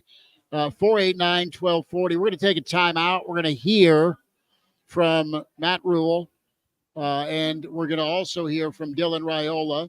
And you're welcome to chime in. Keep it coming in the stream. Hail Varsity YouTube, Real Red Reaction YouTube, Hail Varsity Radio Twitter, KFOR Facebook and Twitter, KFOR Radio, and stream KFORnow.com. Bill Dolman called the game tonight. Appreciate him coming in. Elijah Herbal in studio, Tim Bob Kitzmiller, Jabba Chamberlain with us, Chris Schmidt here at the Single Barrel. As we'll take a timeout, and we're going to get some of your calls in as we'll go beyond. When do we have to punt on air and go digital? Or what's the rules say? About 6 more minutes. on air. Is that right? Is it a normal 90-minute deal, or can we keep on rocking? I got no idea. Somebody who has in a higher. I mean, we're over 10,000 right now just off my retweet. I mean, all we need to do is be off the air so we can get ready to do the Average Joe Sports Show podcast live at 10:30 on Sunday morning. Like it. Oh, way to sell your own, Bill. Way to sell your own. We have the weekend edition of Hail Varsity Radio in 6.5 hours, just so you know. Way to sell your own, Bill. Let's take a timeout and let's hear from Matt Rule when we come back. Real Red Reaction continues as we are powered by the friends at Slim Chickens, 14th and Pine Lake, 84th and Old Shady. Eat your feelings. This weekend, a tough one for the Big Red in overtime. A little bit of somber times here on the 400th sellout celebration. Matt Rule on the way.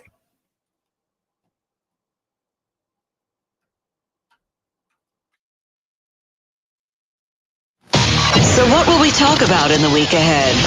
How far will the Israel-Hezbollah conflict escalate? How much longer will Springfield, Ohio be a political flashpoint? And how far do the campaigns go as Election Day draws closer? News that affects you. We've got you covered. For breaking news and severe weather alerts, keep it here, on air and on demand, 24/7 at KFORnow.com. The golden rule is treating others as you would like to be treated. If it's your home or my home that we're putting a roof on, we try to do them all the same way. At Golden Rule Contractors, we believe in honesty and integrity. We strive to do our very best for you as the homeowner. This is Matt Berkey, co-owner of Golden Rule Contractors. We treat your home as if it were our own. Give us a call at 402-473-2975 or online at grclincoln.com.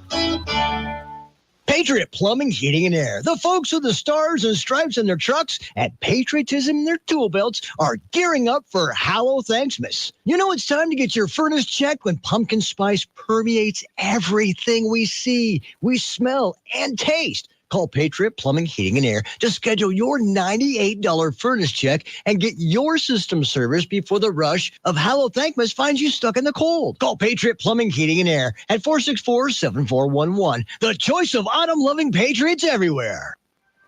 A commitment to volunteer service is one of the many things that makes Nebraska so special. Volunteers give their time, energy, and resources, and they ask for nothing in return. The Step Forward Awards ensures they're recognized for all they do. Those honored this year for the impact they've made in their communities are Gretchen Mack of Omaha, Kira Montiel of Papillion, Vern Hickok of Cairo, Mildred Moody of Gehring, Blue River Arts Council in Crete, Nebraska Land Bank in North Platte, Lincoln Industries in Lincoln, Cinderlyn Meredith of Seward, Deb Zobel of Ashland, Sally Harms of Wisner, Senator Diana Shimmick of Lincoln, and Rick Weimer of West Point. Serve Nebraska thanks all nominators, nominees, and sponsors for helping us celebrate volunteerism. To learn more about the Step Forward Awards and this year's honorees, visit serve.nebraska.gov. Sponsored by Serve Nebraska, aired by the Nebraska Broadcasters Association and this station. A smoke-free environment is the only way to fully protect from the dangers of secondhand smoke. That's why smoke-free policies are so important to me. Whether it's in my car, apartment building, or when I'm dining outdoors, there's no place for secondhand smoke or e-cigarette aerosol. Breathe easier knowing the facts. Visit smokefree.ne.gov. Paid for by Tobacco Free Nebraska. Aired with the Nebraska Broadcasters Association and this station. Patriot Plumbing, Heating, and Air. The folks with the stars and stripes in their trucks and patriotism in their tool belts are gearing up for Hallow Thanksmas. You know it's time to get your furnace checked when pumpkin spice permeates everything we see, we smell, and taste. Call Patriot Plumbing, Heating, and Air to schedule your $98 furnace check and get your system serviced before the rush of Hallow Thankmas finds you stuck in the cold. Call Patriot Plumbing, Heating, and Air at 464-7411. The choice of autumn-loving patriots everywhere. Shopping for new flooring is different today. Getting your questions answered, making the right selection, getting the best value, and installed quickly and professionally. Visit ostreetcarpet.com or shop our store. We'll answer all your questions and help you make the right choice. You'll be enjoying your new floor at just days for less than you'd pay elsewhere. Carpet, vinyl, wood, laminate.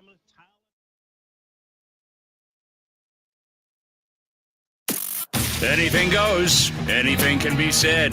The Real Red Reaction Show is live now on KFOR.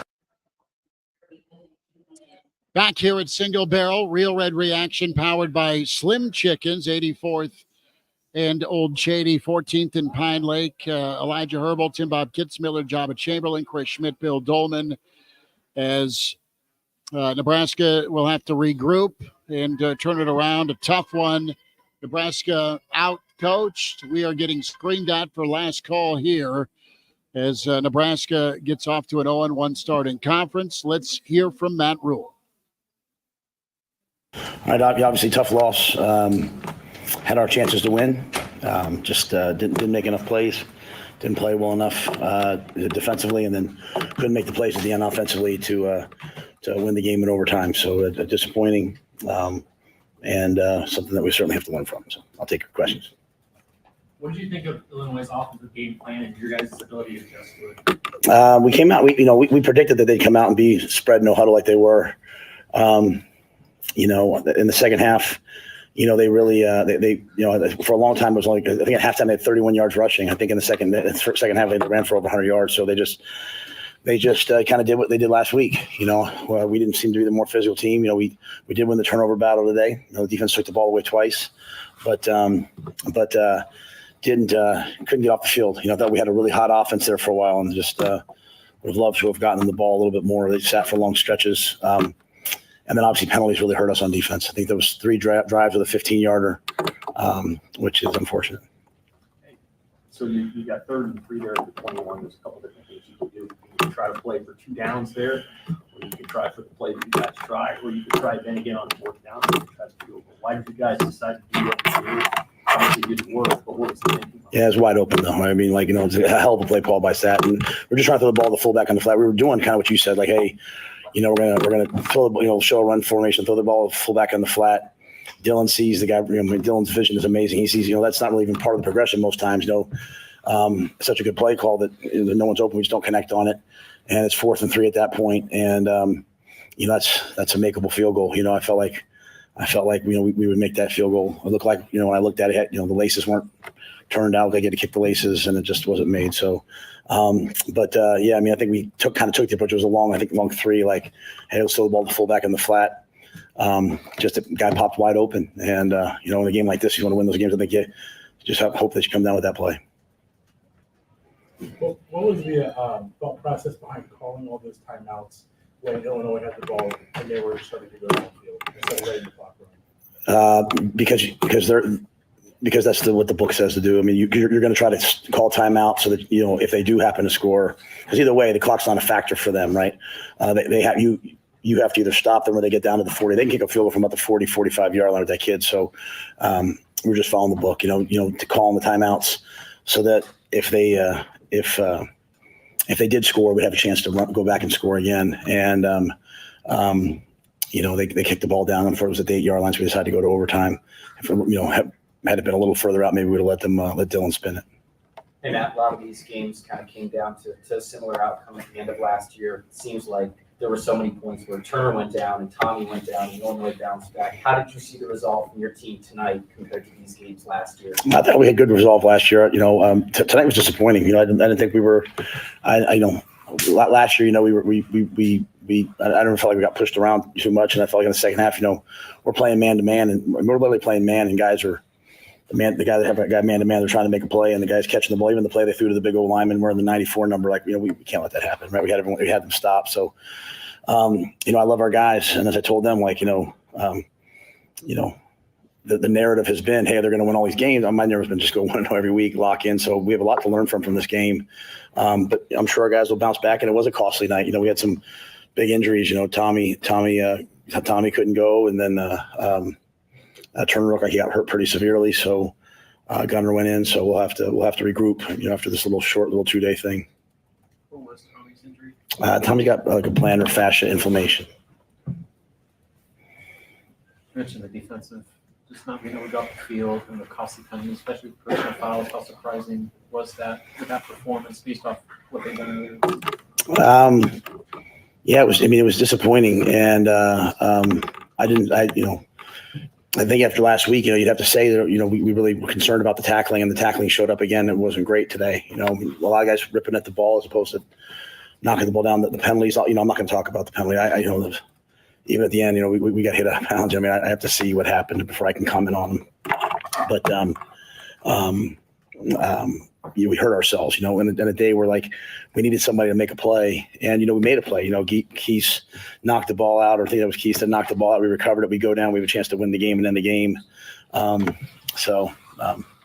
two things were disappointing. But yeah, defensively, I think we have to go back and really kind of look and see what we're doing and make sure we're doing the right things with the guys that we have. When people they spread us out like Colorado did, but the difference was they were able to run the ball in those sets, whereas Colorado didn't run the ball. Obviously, overtime went downhill right away. What was your sense of just guys heading into that extra frame there? Yeah, Dylan was like, "Hey, we were gonna take a shot the first play, and we false started." So kind of just we false started, and then took a sack, and then even on the last one we missed a blitz pick. We missed the protection. We had an MA, so the moment showed up, and we didn't make the plays you have to make to win those games. Even the ball that they called a touchdown that was ended up being an interception. We had a lot of opportunities to win the game, and so we're not a bad football team. That's a good football team. That's a ranked team, and we had all of our we had the chances we had to win.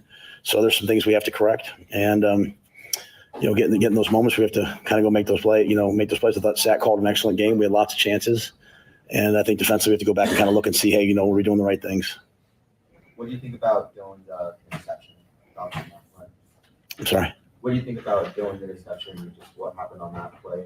The one to Nayor? Yeah. Yeah, I mean, he put it in his hands. I mean, it's two interceptions Dylan has in the year that I think he's dropped dimes in there on, really. So, we had the one ball, he threw the fade to Nayor in the end zone that, I asked why it wasn't defensive pass interference. I said, hey, you're not going back into him enough. So we really tried to emphasize that in the second half, and we made some plays on some deep balls.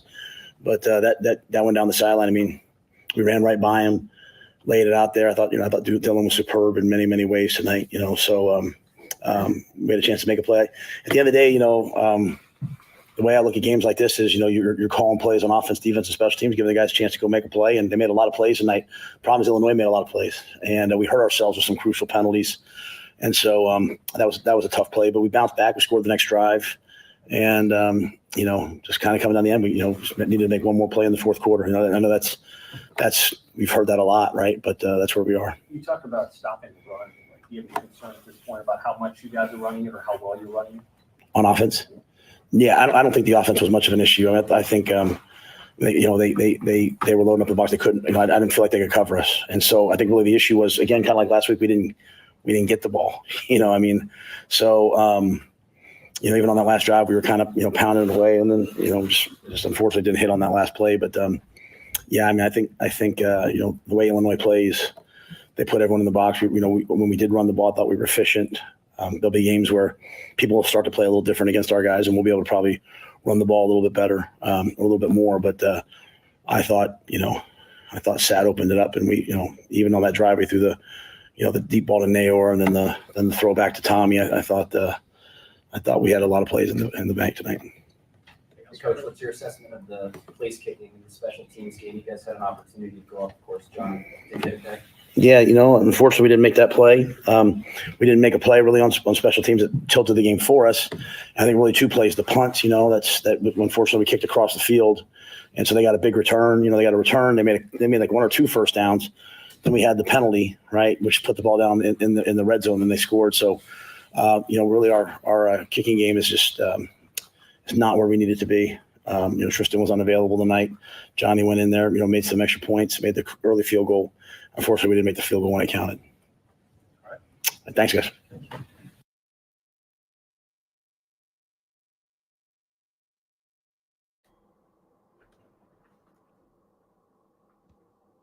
Schmitty, I don't think we have your mic. Have you unplugged? Now we're good. Now There we're it good. is. Sorry about There that. you go. I thought I was crazy for a second. No, you're Are good. you unmuted now? No, accountability with the football program, with Matt Rule, their chance to go win it, didn't make enough plays. But I think he holds accountability too with what he does. I mean, the head coach is always going to carry accountability with the performance of the team. And I think particularly with that defense. But I think he's going to apply that to the guys, and he's supposed to. He's the head coach. You're right. But I think the thing that you need to draw a line in the sand with is that this isn't 2021. Okay. It's not. Okay. It's not the same head guy as we're getting the wrap-up sign. I'm going to have to move. So I'm going to have to relocate to keep this going. And I will do that quickly.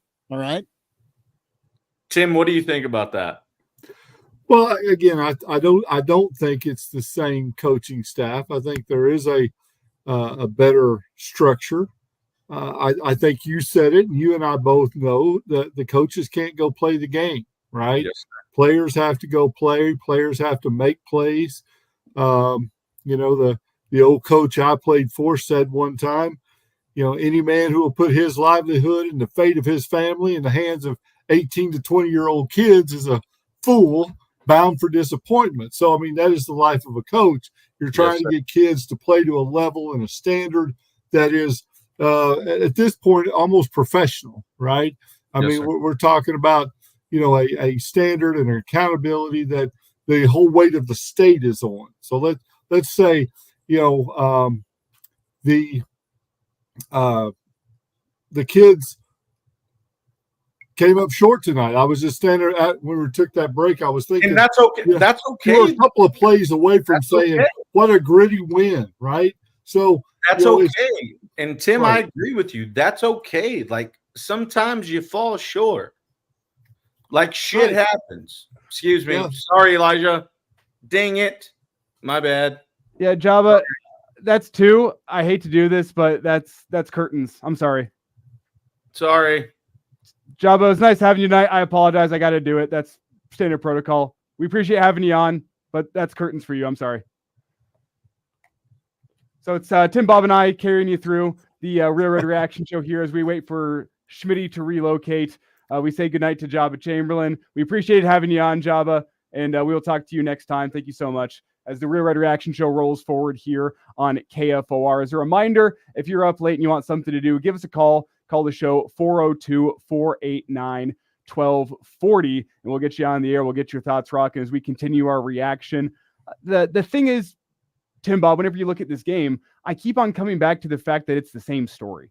It's the same way in which they lost. And that's what's really concerning, because we've been asking all off season long, what is the answer? How do they get over the hump? How do they fix things in close games? And clearly, whatever the answers that were cooked up through the offseason were not it. It was what was told that they're going to trust their training. It's the brotherhood. It's the coming together. It's from an outside aspect, like you have a quarterback that you can trust and a quarterback that can go make plays in late game moments. But at the end of the day, the result was still the exact same result that we have seen time and time again. That's what's perplexing, and that's what's frustrating. Perplexing and frustrating for the fans, obviously for the coaches, for the players. And, I was thinking, a year ago, this was the game where, he had to say to the players, if we die, we die. Stop listening to all the negative and go play football. And that was kind of a turning point when they beat Illinois, right? And so it's a reverse this year. And we're, that gritty win didn't happen. The defense got exposed. The penalties hurt bad. That's what surprised me. So many face masks, which is, out of position, grabbing, reaching, not attacking in a way that prevents those penalties. I mean, you usually get those penalties when you're late and you're out of position and you are desperate. So those were the type of things that really bothered me. Again, at the end, you weren't shocked. I was. I thought we're going to go in here. It's going to be, back and forth, and this overtime thing could go 2 or 3 deep because both offenses had been able to score on each other. that's what shocked me. And the complete fall, offsides penalty, a sack, running for his life, a grounding penalty. I mean, just a complete unprepared for that overtime situation. I mean, that was just, to me, unacceptable and really, really shocking. I wish I was more shocked here. We're going to go unscreened with this phone call, but we're going to welcome in to the Real Red Reaction Show. Somebody, who am I speaking with here on the Real Red Reaction Show? Hey, this is Jeff. Jeff, we appreciate you calling in. What do you have for us tonight? Hey, in a lot of ways, listening to all the different fans and so forth, we beat Colorado, and a lot of Nebraska fans acted like that was our season tonight, walking from the stadium to the bus. What is your comments on that? Well, can I ask you the question, Jeff? Let me turn around to you. I think the fan base is one thing. Do you think the team anointed themselves after that game? Because it's been 2 bad defensive performances. Northern Iowa, I know they only scored 3 points, but it didn't look great. They dominated the time of possession, and they had 71 plays ran. It was kind of a similar story tonight. That defense lacked juice. Do you think the defense anointed themselves after that Colorado game? Let me turn the question around to you. I'll give my 2 cents here in a second, but I want to get your thoughts. Yeah, I believe you're right on that. And I think a lot of Husker fans think that this is the defense of last year, and it's not. It's got a lot of the same pieces, but I'm with you. This defense does not play in the same way. And let me say one thing. I want to lay this out clear. I think the loss of Tommy Hill tonight was major. I think the secondary really struggled without his leadership, without his ability out there. He's the type of guy that has shown himself through the first 3 games to be able to shut down a half of the field. Nebraska didn't have that tonight, and you saw the efficiency of Altmaier as that game went on. But I think the defense showed in the first 2 games that they have the potential to reach where last year's defense reached, but I don't think they had the juice. The motivation isn't the right word, but I don't think they had the necessary effort. That's what that defense did. They played with their hair on fire all last year. I don't think a defense played with their hair on fire tonight. They played solid defense, but it wasn't good enough. And what you need to have is a team that plays like the black shirt defenses of old. And I think we saw that in game 1. I think we saw that in game 2. I don't think we've seen that since. Yeah, I got to agree with you. I wish I didn't have to, but I have to. Well, we got the next 2 games to get things turned around and worked out. I still think that Nebraska can make a bowl game, but as of tonight, yeah, there's a lot that we have to fix, and I can only be hopeful and say that that rule will try to make the adjustments needed. Jeff, thanks for the phone call tonight. Appreciate you calling in. Again, you can call the Real Red Reaction Show. 402-489-1240 is the number to get you in. It's Elijah Herbal and Tim Bob Kitzmiller with you for now. We'll have Chris Schmidt hopefully rejoin us here in just a second. And the question I want to ask Tim Bob is this a team that still needs to learn how to handle winning? I agree. We've had Searles on the show before, and my concern with this performance tonight is it's something we've seen before. I'm trying to dissect and determine if the performance we saw tonight was a team that still is getting over the old wounds, the old scar. Like I said it before on a show, like whenever you have close loss after close loss in the same way, that is a bayonet wound to the chest that you can't fix with a Band-Aid. And I think we've seen in the past Nebraska try to fix it with the Band-Aid. We thought, I think coming into this, that it's been a wholesale culture change. And I still believe that the culture within that building is different. But at the end of the day, the result tonight was still the same. So another thing I think we need to dive into here is was the performance tonight a regression to old habits? Or is that a team that, as Searle said, first you have to learn how to win and then you have to learn how to handle winning? Is that just a team that has been unable to handle winning thus far this year? Well, I think that's a good point. I mean, again, winning is a culture, losing is a culture. Momentum has a lot to do with it. Knowing how to, in those big moments, to step up, right? And again, I cast no stones because, I was not, I have nothing to compare to the pressure that these young men are playing against, right? In that atmosphere and those type of things. But at some point, it's just football, and you got to go and execute. And the moment, as when they come, you've got to be able to make those plays. And that is expectation and repetition and muscle memory. And I know how to go to get this, and I trust that I can make this play, and my teammate will make the right play. I mean, that is the definition of teammate. When you trust the guy next to you to make that play or be in the right spot and do their job, and that comes with repetition and practice. But again, it is a culture. So learning how to win, learning how to maintain that winning formula is really hard, and that's why there's 146 teams and only one wins the national title. But Nebraska is a team that is still figuring out how to win in those big moments. And again, I still say I'm a fan of this team, and I think they'll make those adjustments, and you learn more from the losses than you do from the victories. I think that's clear. Your point about Colorado being the fact, I thought Colorado was way overhyped. When I saw them playing against North Dakota, I thought there's no way that offensive line handles Nebraska's defensive line. And it was true. We said last week on the show, Northern Iowa had a better, more disciplined offensive line. Illinois had just that step further. So there's clearly, again, some of those things you talked about. I think it's the linebacking core. You had a lot of experience at linebacker last year. A lot of guys who played a lot of snaps, a lot of leadership. Those linebackers are athletic. In fact, maybe more athletic than the linebacking core they had last year, but they don't have the reps in big games. And I think that's, to me, is the point that makes them not quite as good as last year, is that linebacking core hasn't played enough snaps. And I think, again, Tommy Hill being out, that shutdown corner, had a lot to do with it as well. That's my take. Schmidt, the question we're tossing around here is we welcome Chris Schmidt back to the show. Schmidt, it's good to have you back. I see you found a new location. Yeah, I'm in the lobby, but just the question we're tossing around, just to set you up here, because I know you missed it, is we're asking, was what we saw tonight, is that old wounds coming back to haunt Nebraska, still unable to get over them, or is that a team that has maybe learned how to win but hasn't learned how to handle winning? That's the question we're kind of tossing around right now. They haven't learned how to win yet. They haven't learned how to win yet. They have not learned. Okay, let's rephrase that.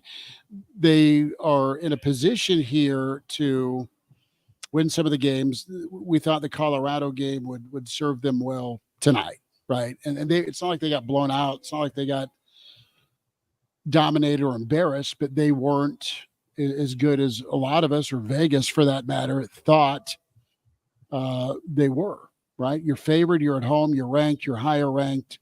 And there's a lot of coin flip ball games, a lot of one possession ball games. They've not learned how to close ball games yet. And we've not seen them play a whole 4 quarters of good football. We've seen them play parts of good football. They're not a bad team. They got a difference maker at quarterback. They've got some guys, they'll be able to line up and win more ball games this year. I believe that. But what do they do from this moment on?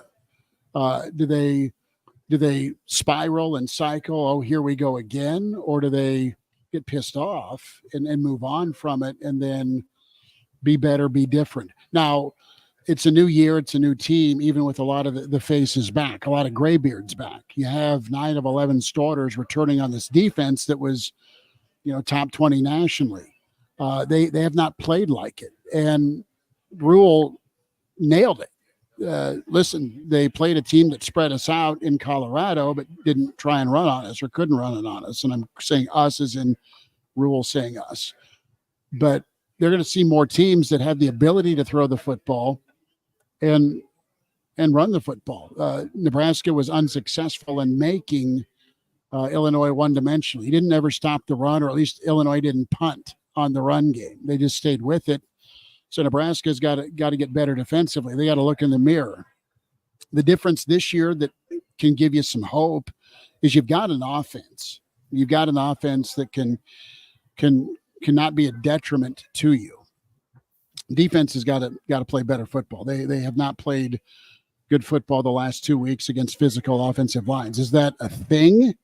Is that what they are this year, or is it a bad couple of weeks? They haven't learned how to win against even or better competition yet. So that's still a work in progress. It's not that they can't get there, but they're going to have to be a lot cleaner, a lot smarter, be better at tackling, And I think, maybe have it come to Jesus with the pats on the back, that rat poison that Saban talked about, right? They felt pretty damn good, and they should have after beating up on Colorado. Well, Coach Bielema came in here and really slapped Nebraska around physically, and they've got to really do some soul searching and get better from it. Well, I think there's a good question in the stream. Well, what ask I guess I'll paraphrase 1890, what a good kicker cost in NIL, right? They need to pony up. So, and that's the funny thing to me. I mean, I realize we were talking about a different subject, but Nebraska used to be, kicker U. I mean, you put punters and kickers into the NFL for years and stayed around and I don't know, just haven't had that stream of really good kickers come through the program. And we see a lot of high school ball, and we've seen some good high school kickers over the years, and somehow they just don't make it on the Nebraska's roster. And that's just a stunner to me. It's like, why can't you find a talented enough kicker to show up and win you some ball games? Because that's what it's going to take, right? In the Big Ten, you win one possession games on last minute field goals, right? When it comes right down to it, when you're Nebraska and you're Illinois and you're Indiana and you're that level, Iowa, that's what it's going to take, to have a winning season and go to a bowl game versus coming up short and losing one possession games. And that's a problem that has staying power if you don't have a kicker. Like I look at the defense and Altmaier's performance, and I think Nebraska has defensive coaches that have shown me enough that I trust them. I trust Tony White. I trust Butler's NFL experience. I trust the guys on that side of the ball to be able to learn from this experience, to see how Illinois exploited your defense and get better from it. What concerns me is like kicking game. That still is far, far, far from where it needs to be. Coverage game and wideouts getting open. Special teams as a whole, really. Like the wideouts getting open, I think that's kind of what I was saying. I have faith that White and Butler and the defensive staff will be able to see how Illinois exploited you and to learn from it. But like the things that are hard that you don't learn from, that you just need, kicking game, can't learn from a bad kicking game. That just means you need a better kicker. Self-inflicted mistakes such as penalties. Like how has that not been fixed by now? People can talk all you want about the refs, but 9 penalties for 89 yards. There's 2 or 3, if he calls in there, that you could say, you know what, maybe they shouldn't throw the flag, but you're still not even close to Illinois' 3 penalties for 20 yards. That's a concern you have moving forward. Like, I don't know. There's a lot of concerns that have come out of this game. I think there's things, particularly on the defensive side of the ball, that will get cleaned up and will get better. And I think you probably ran into the best offense you faced thus far this year, and they took advantage of some things, and you can learn from that. But man, there's a lot of concerns coming out of this performance. Well, the other thing too is we talk about coaching and just how good it is at the Big Ten level with Bielema and his staff, not only the red zone, the play action, the tight ends, but you had Nebraska and their pass rush packages, right? They put some of the speed rushers on the field, and when Nebraska did that, they didn't get home, and Illinois took what yards they could, either on a quick out or they ran it against those speed rushers. So Illinois had a counter. They did a hell of a job tonight with their game plan, with their coaching, and it's a better, different Illinois team than a year ago. Interesting to see how their season goes. So guys, we're winding down. So many of you still in the stream. Are we still on air? My fault. Didn't know that. Okay. On KFOR, KFORnow.com, Hail Varsity YouTube, Real Red Reaction YouTube, KFOR, Facebook and Twitter, and then Hail Varsity Radio Twitter. We're doing the weekend edition tomorrow morning at 7:45-ish. So we'll have more to discuss on that. Do we want to play Dylan real quick and then say goodnight to y'all? We got to figure out on air how we want to get out. Let's take a break and then let's put a bow on it. Okay. Hang tight with us. We'll get you some Dylan Raiola commentary when we come back. It's Real Red Reaction, powered by Slim Chickens, 14th and Pine Lake, 84th and Old Cheney. Disappointing night that was so celebratory with 400 consecutive sellouts. Season isn't over, but you know what? A punch to the gut for Nebraska. as it was a lot of hype and some of it earned and deserved. But right now you got to reassess, look in the mirror, and see what happens the rest of the Big Ten season. A quick timeout. Some thoughts from Dylan Raiola. Nebraska falls tonight in overtime here on KFOR.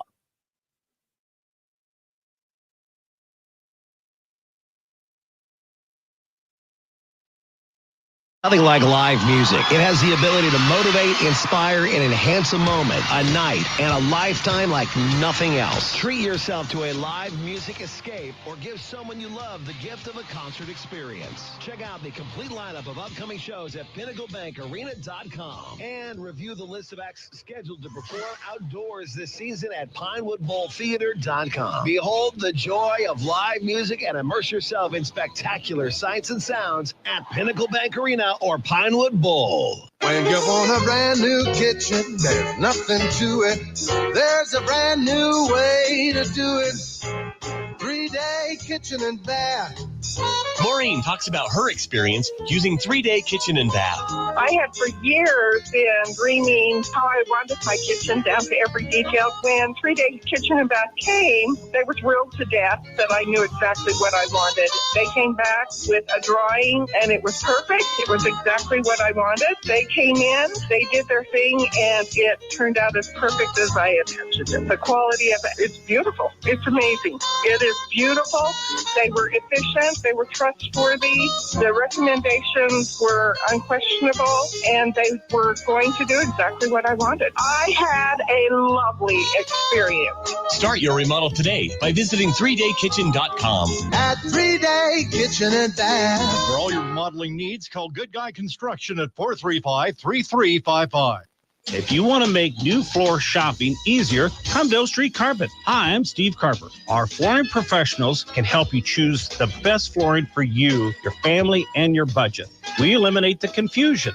Even better, you'll be enjoying your new flooring much sooner. No 6 or 8 week waits. We'll install right away and save you money on installation. Floor shopping made easy every day at O Street Carpet. O Street Carpet. 1732 O Street, family owned and operated, always the best value.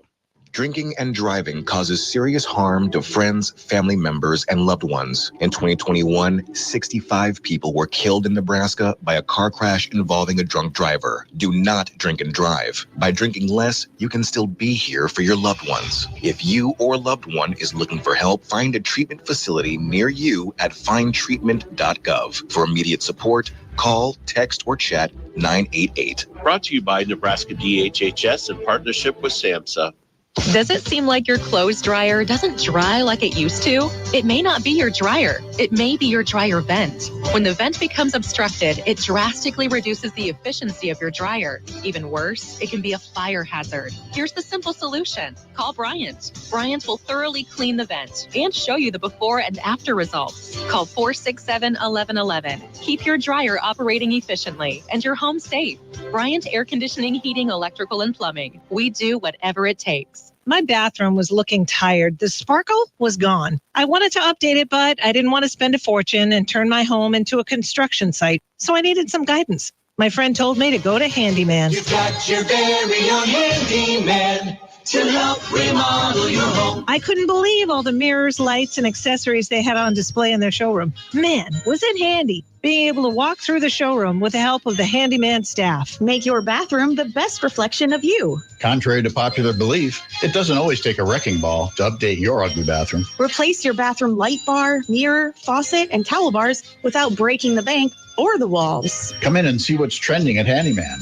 We have dozens of mirrors and lights in stock and on display. Just pick one out and take it home. Grab coordinating faucets and towel bars, and you can DIY your bathroom in one weekend. During September, save 10%.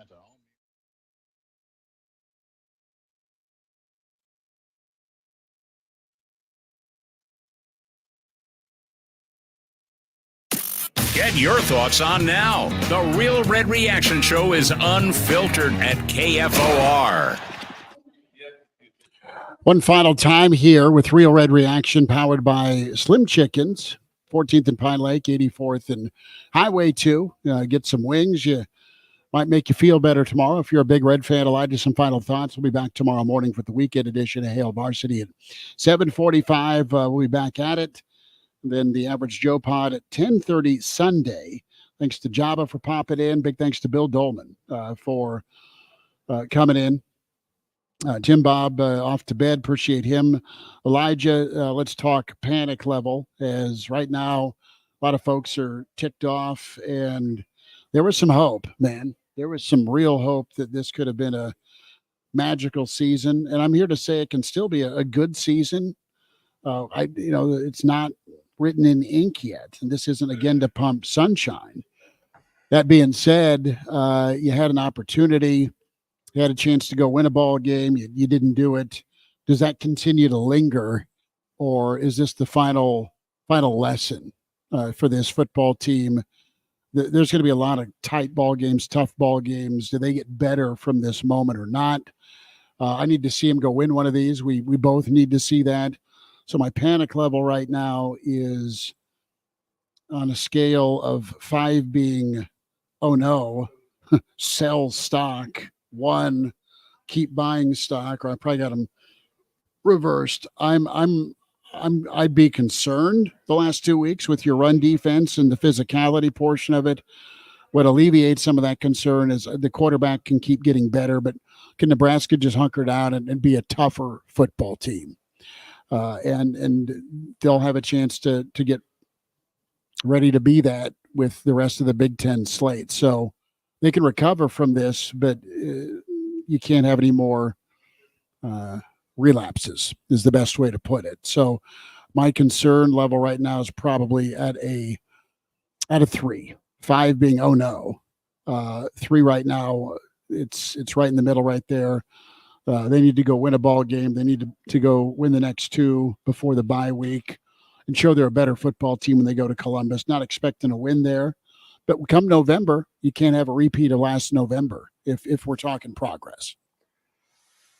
I'm struggling to put a number on the panic because do you want to make it out of 1 out of 10 instead of 1 out of 5? Yeah, because I'd probably put it at 5 or 6, which is that's the same place you are, I guess. Yeah. But it all comes down to the response, I guess. Yeah. I have zero reason to believe that the next time Nebraska finds themselves in a close game, it's going to be any different. That's the concern. I think Nebraska is good enough this year. I still believe they're good enough this year to avoid the close games, to be able to go win some games comfortably. I don't think Purdue is great. I think that's a potential get-right game for you. But the problem being there is zero confidence in me that Nebraska will be able to figure things out in close games. When it's not one thing, it's another. And whenever a team shows you who they are over the course of multiple years, I think you should believe them. And what I believe this team to be is a team that is going to clinch up when the lights are bright and not play their best football. They're going to make mistakes. They're going to have self-inflicted wounds. And again, the response here is going to be everything. Matt Rule's got to keep this team together. He's got to keep them marching towards the common goal. But my panic is there in terms of what is Nebraska going to do in close games? Because what have we said before? There's going to be plenty of close games on the schedule this year. That's the nature of the Big Ten. Every week is winnable. Every week is losable. That's how it goes. That's pretty much the definition of close football games. And as of right now, from what I've seen from Nebraska, I haven't seen enough or really anything to show me that script is going to be flipped. We saw it in November last year. The offense, the same issues that plagued you in 2021, plagued you in November of 2023, that continue plaguing you in September of 2024. I don't know what the answer is. Matt Rule's got to figure it out. He's why he makes the big bucks. It's his job to figure out what's going wrong in these moments. But currently, I think it's still the same old issues that are plaguing Nebraska with new people. And that is the ultimate concern for me. I think this team is better. I think they are moving in the right direction. I think they have a guy at quarterback that is going to be the face of your program for the next 3 seasons. And I don't know what the answer is in order to fix the close games, though. Because the entire offseason of work that you put in to fix that clearly has not worked. No, because you were committing stupid penalties. You were getting frustrated. You were deflated when some questionable calls didn't go your way. And did that play into your psyche? The fan base was nervous as well. And I think Bill nailed that. You really couldn't unleash the fury. I'll say this, it's flipped. Instead of having right now, as we look at it, instead of having a defense that can stop folks and keep you in ball games, you might have an offense that can keep you in ball games with your quarterback play.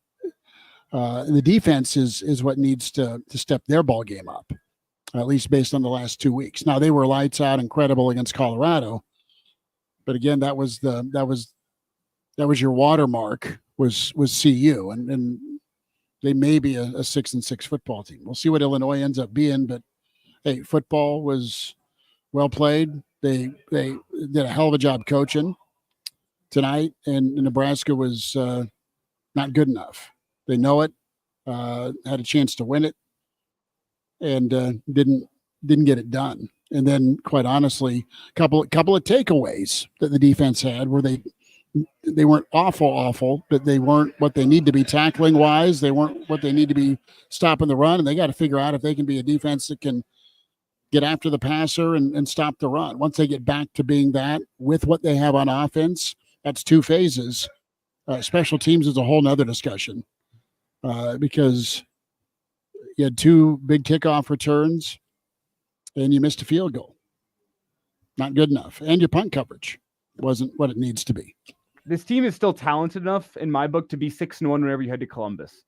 You're still talented enough to be bowl eligible by the time you get to Columbus. I don't think this team's good enough to beat Ohio State, not even close.